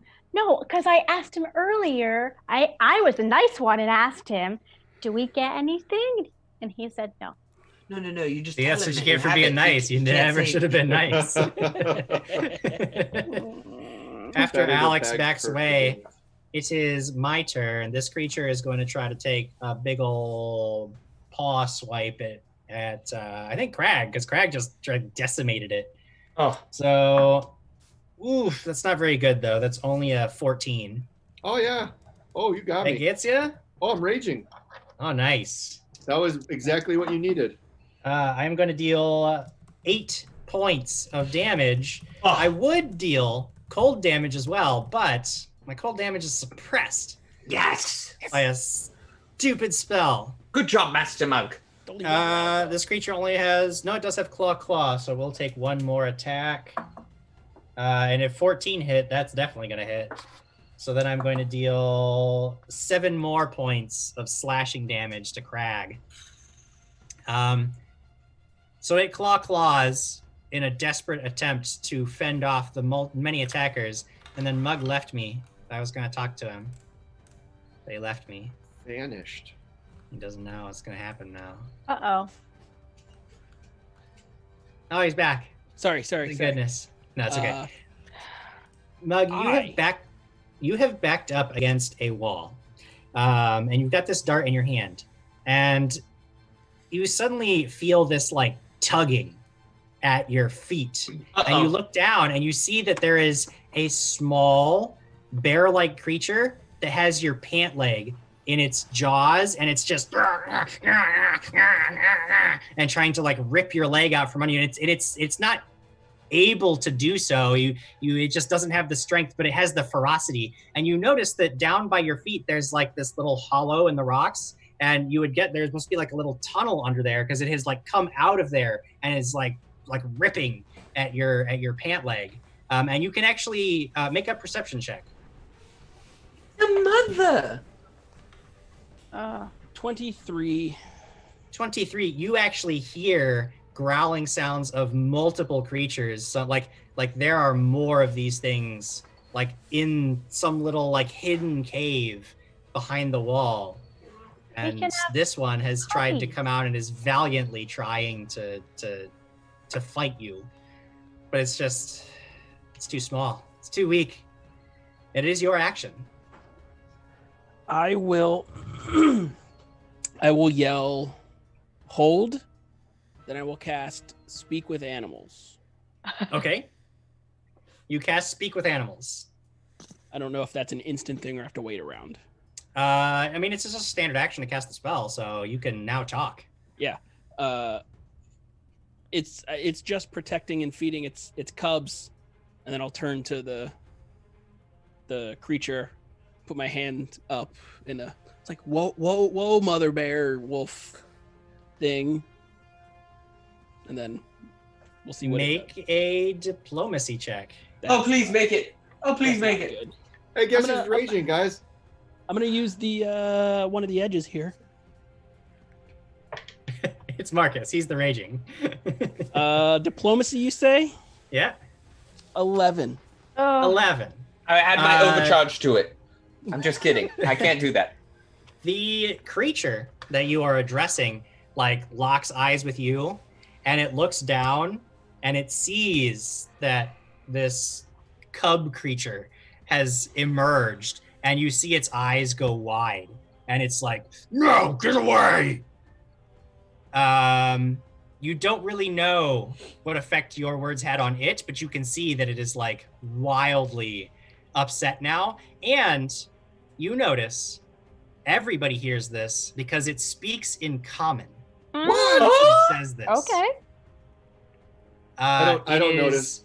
Marcus's turn. You see this thing is almost like frozen, and it's looking over at Mug, and you hear it speak. It's no, get away from here.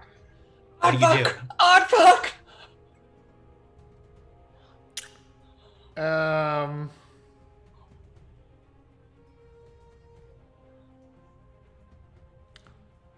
I'd say to it, now I'm gonna need you to stop fighting, and I'll give you back your cub. And I cast invisibility on the cub. Okay. The cub that's at my feet? Yes. Make a bluff check, first of all.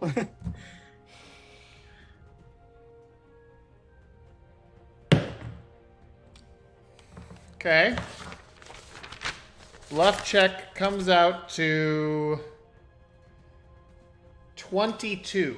I say, Okay. I am an all-powerful wizard, and I have banished your cub to a different plane until you surrender, at which time I, as a noble and good person, will return your cub to you. Okay. You say this, and this creature now looks over at you, and its eyes go even wider. It says, stop it, man thing. If my cub is harmed, I will kill you. I will rip you and tear you. Your cub will not be harmed, as long as you stop harming us. Krag. You can see this, there's almost like a stalemate forming here. Oh. What do you do? Do I see that, though, Jim? So, is Aardvark a thing? Yes, Aardvark is the thing.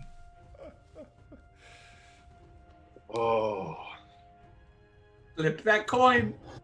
Isn't my pant leg still like flying around being growled at?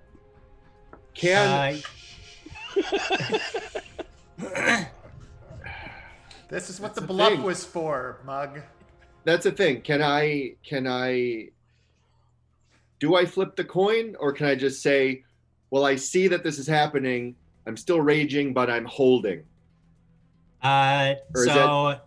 You can drop out of rage if you want, but if you maintain your rage, you can't maintain your rage and do nothing, but you can drop your rage. You always ask me to tell you what to do here, and I've always said, I'm okay with you playing it however you want. If you want to drop rage because you've seen things have changed, your companions have stepped in and He was yelling Aardvark. I'm okay with it. Like, I'm okay with you saying, okay, I intentionally drop rage because I've been warned. But Aardvark it's really is a up thing. to you. Aardvark is a thing. Aardvark is the thing. Yes.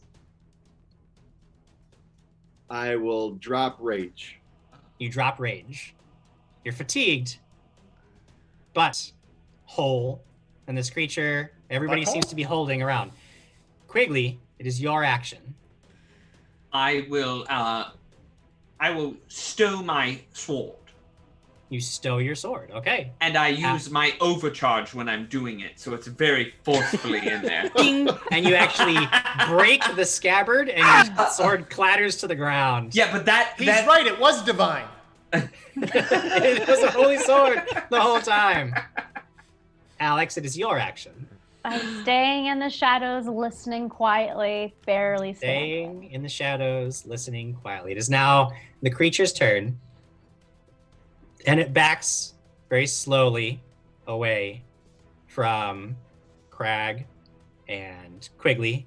And it's got its eyes fixed on the area where the cub was. And it's pacing back and forth.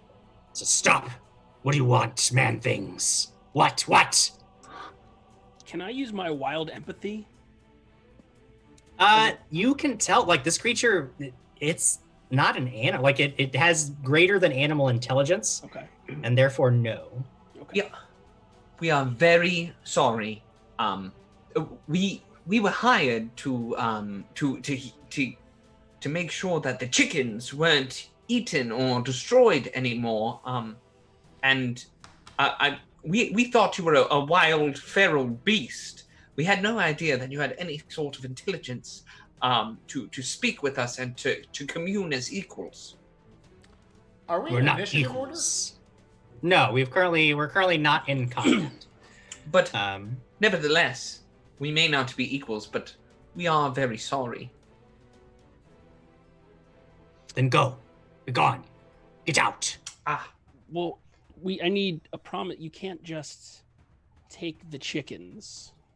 Those feed other children of our kind. Maybe I can work something out to help deliver food to your cave for your children. If that stops you from deliver coming food. I hunt for food.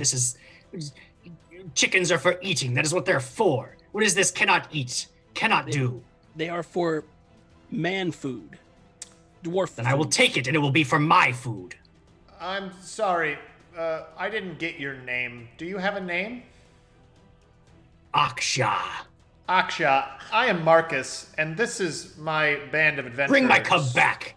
I will absolutely bring your cub back after you hear me out, and then it will be back in just Tired mere of your moments. disgusting magics. If you don't deal with us and let us help you by maybe bringing you food as Mug, my companion, has offered, or if you don't leave this area, then if it's not us, there will be more adventurers coming to stop you. And you will just have to do this fight over and over and over again until you are killed, eventually, even if it's not by us. Maybe, but I can't leave. I can't go back home. I can never go back home.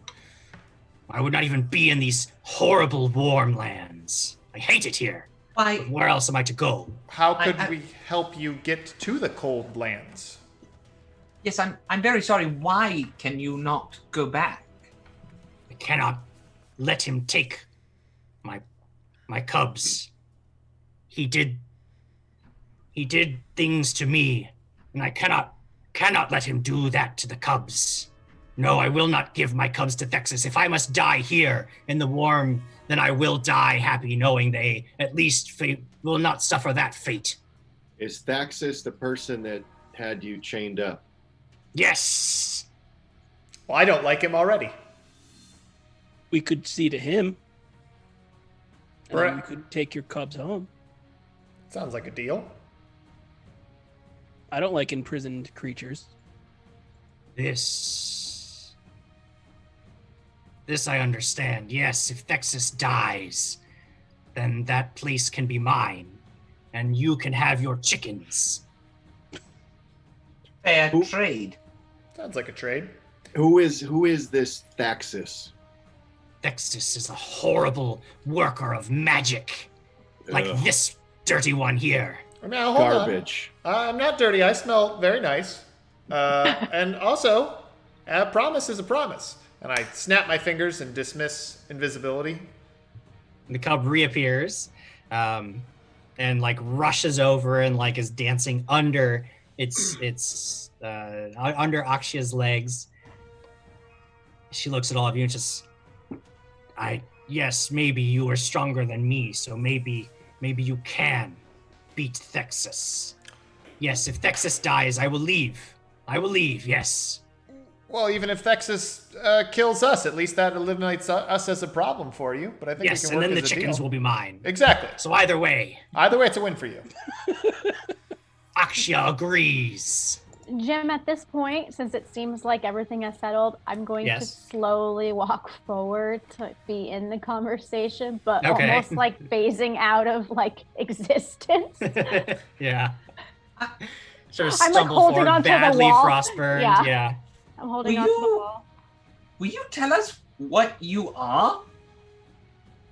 I am what was made. I don't know. I am just Aksha now. Do you recall anything from before you were Aksha?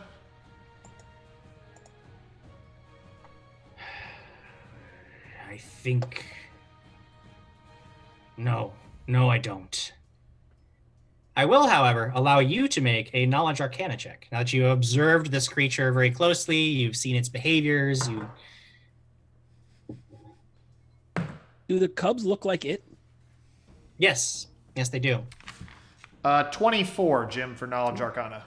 24. After seeing its cold breath and seeing its features, you've heard of winter wolves, which are intelligent, evil wolves. This is clearly not a winter wolf, but it has winter wolf-like features.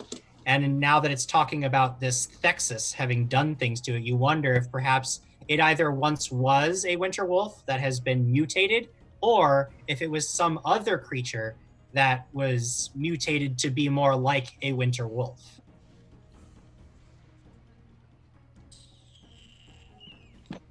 Huh.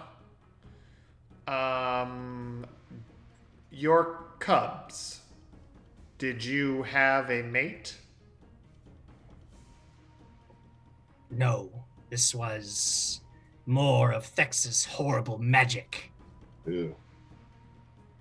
Gross. Okay. Well, how far have you had to travel to remove yourself from Thexus? 2 cycles of the sun to get here. 2 cycles. Down from the mountains where it is cold and good. Okay. Well, then I think it's only fair that we should be given 6 cycles of the sun to bring you Thexus's head. I accept. I will eat no chickens. I will find other things to feed. No man. No people. No people. Fine. And no goats, dogs, cows, horses, mules. You have taken all of the animals off of the plate. You could eat deer. We'll surely starve to death here. Could eat bears or Now- deer or... Now look, you know that you are intelligent enough to understand that there are wild animals that you are free to hunt. But there are animals that are, used on farms and as transportation and things like that. You can't just take those. The weird concept of take. Animals are for eating. That is what you do. You do not take or own or use an animal. You simply eat it because you are stronger and larger than it. And that is what it is for. Well, but fine. I will not eat the animals you have spoken of. I will stay away from the man things. I will keep to the forest and hunt where I can. But regardless of how many sun cycles this deal lasts, know that there is only so much food here that will feed us. And when you look around, you notice that there actually are a great number of bones in the cave, and it's very likely hunted this region down quite a bit since it started to live here. The fact that it's been ranging further and further out into more dangerous territory is probably out of necessity, though Akshia does agree that she will stay away from them for now, as long as she can. Could I have, while we're off doing this, could Yeah. I have Ale stay and occasionally like drop some deer in the vicinity for him to kind of keep him centered? Keep her centered Kind of difficult. I mean, Ale's super edgy around this creature, and especially when you're not like to have it just standing orders to bring food to it would it. Ale's probably not comfortable with that, and in fact, it might even be dangerous for Ale because if Akshia gets desperate enough, you get the feeling that she'd eat Ale. Okay. Like her primary concern is definitely feeding herself and her cubs, and that if things get bad enough, she'll do whatever she's got to do.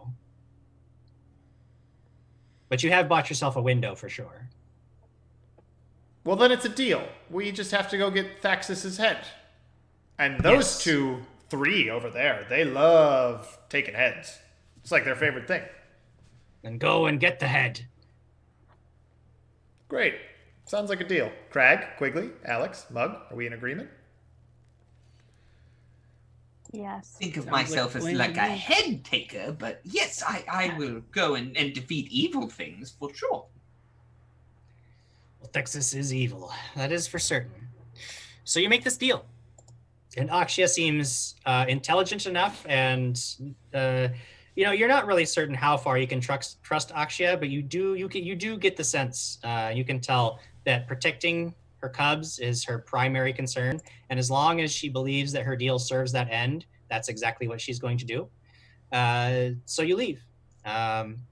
Maybe a little conflicted, but nonetheless, knowing that you've protected chickens for now. Where do you go? Do you want to return back to Trapsborough and rest, or would you rather just head straight on? What do you do? We gotta Someone go. needs to carry me. Wait, after it oh calms man, down. you look really bad. After it calms down, I can throw. You can definitely tend to Alex's wounds. It's gonna be max. Well, I give her go 3 cups. 13. What is it? 13. Thank you. Krag, what were you saying? Wouldn't we go back to get the box of brew that he offered us to? Oh, there were Goddard's potions. Yes. We've staved off the chicken snatching at least for some days until we figure out more. Right. I mean, we might as well see what those drinks were. They might be good. So you head back to Goddard. You report your findings. He thanks you profusely for protecting his farm. And he gives you a box of potions. There are 4 potions in there. Hooch. You find that 2 of them are potions of cure moderate wounds. Ooh. 2 of them are potions of endure elements. Ooh. I pick up my bear traps and the 10-foot poles and the rope and the nails and the wood. You collect all of your things minus that one all bear in there. trap that was Well, he doesn't back in get the box. poles though, Jim. Those are definitely hammered into the ground. They're all broken. Yeah, we've I determined asked Goddard if we could take a chicken. What? No, he doesn't have enough chickens to spare. Can I suggest we rest for one night? Because I'm not at full health. Yeah, I mean, I think You would at that point. potions. At that point, it would just make more sense to head back to Trapsborough, back to the Mouse and Moth, knowing that you have an adventure before you, but knowing that you've done all you can for today.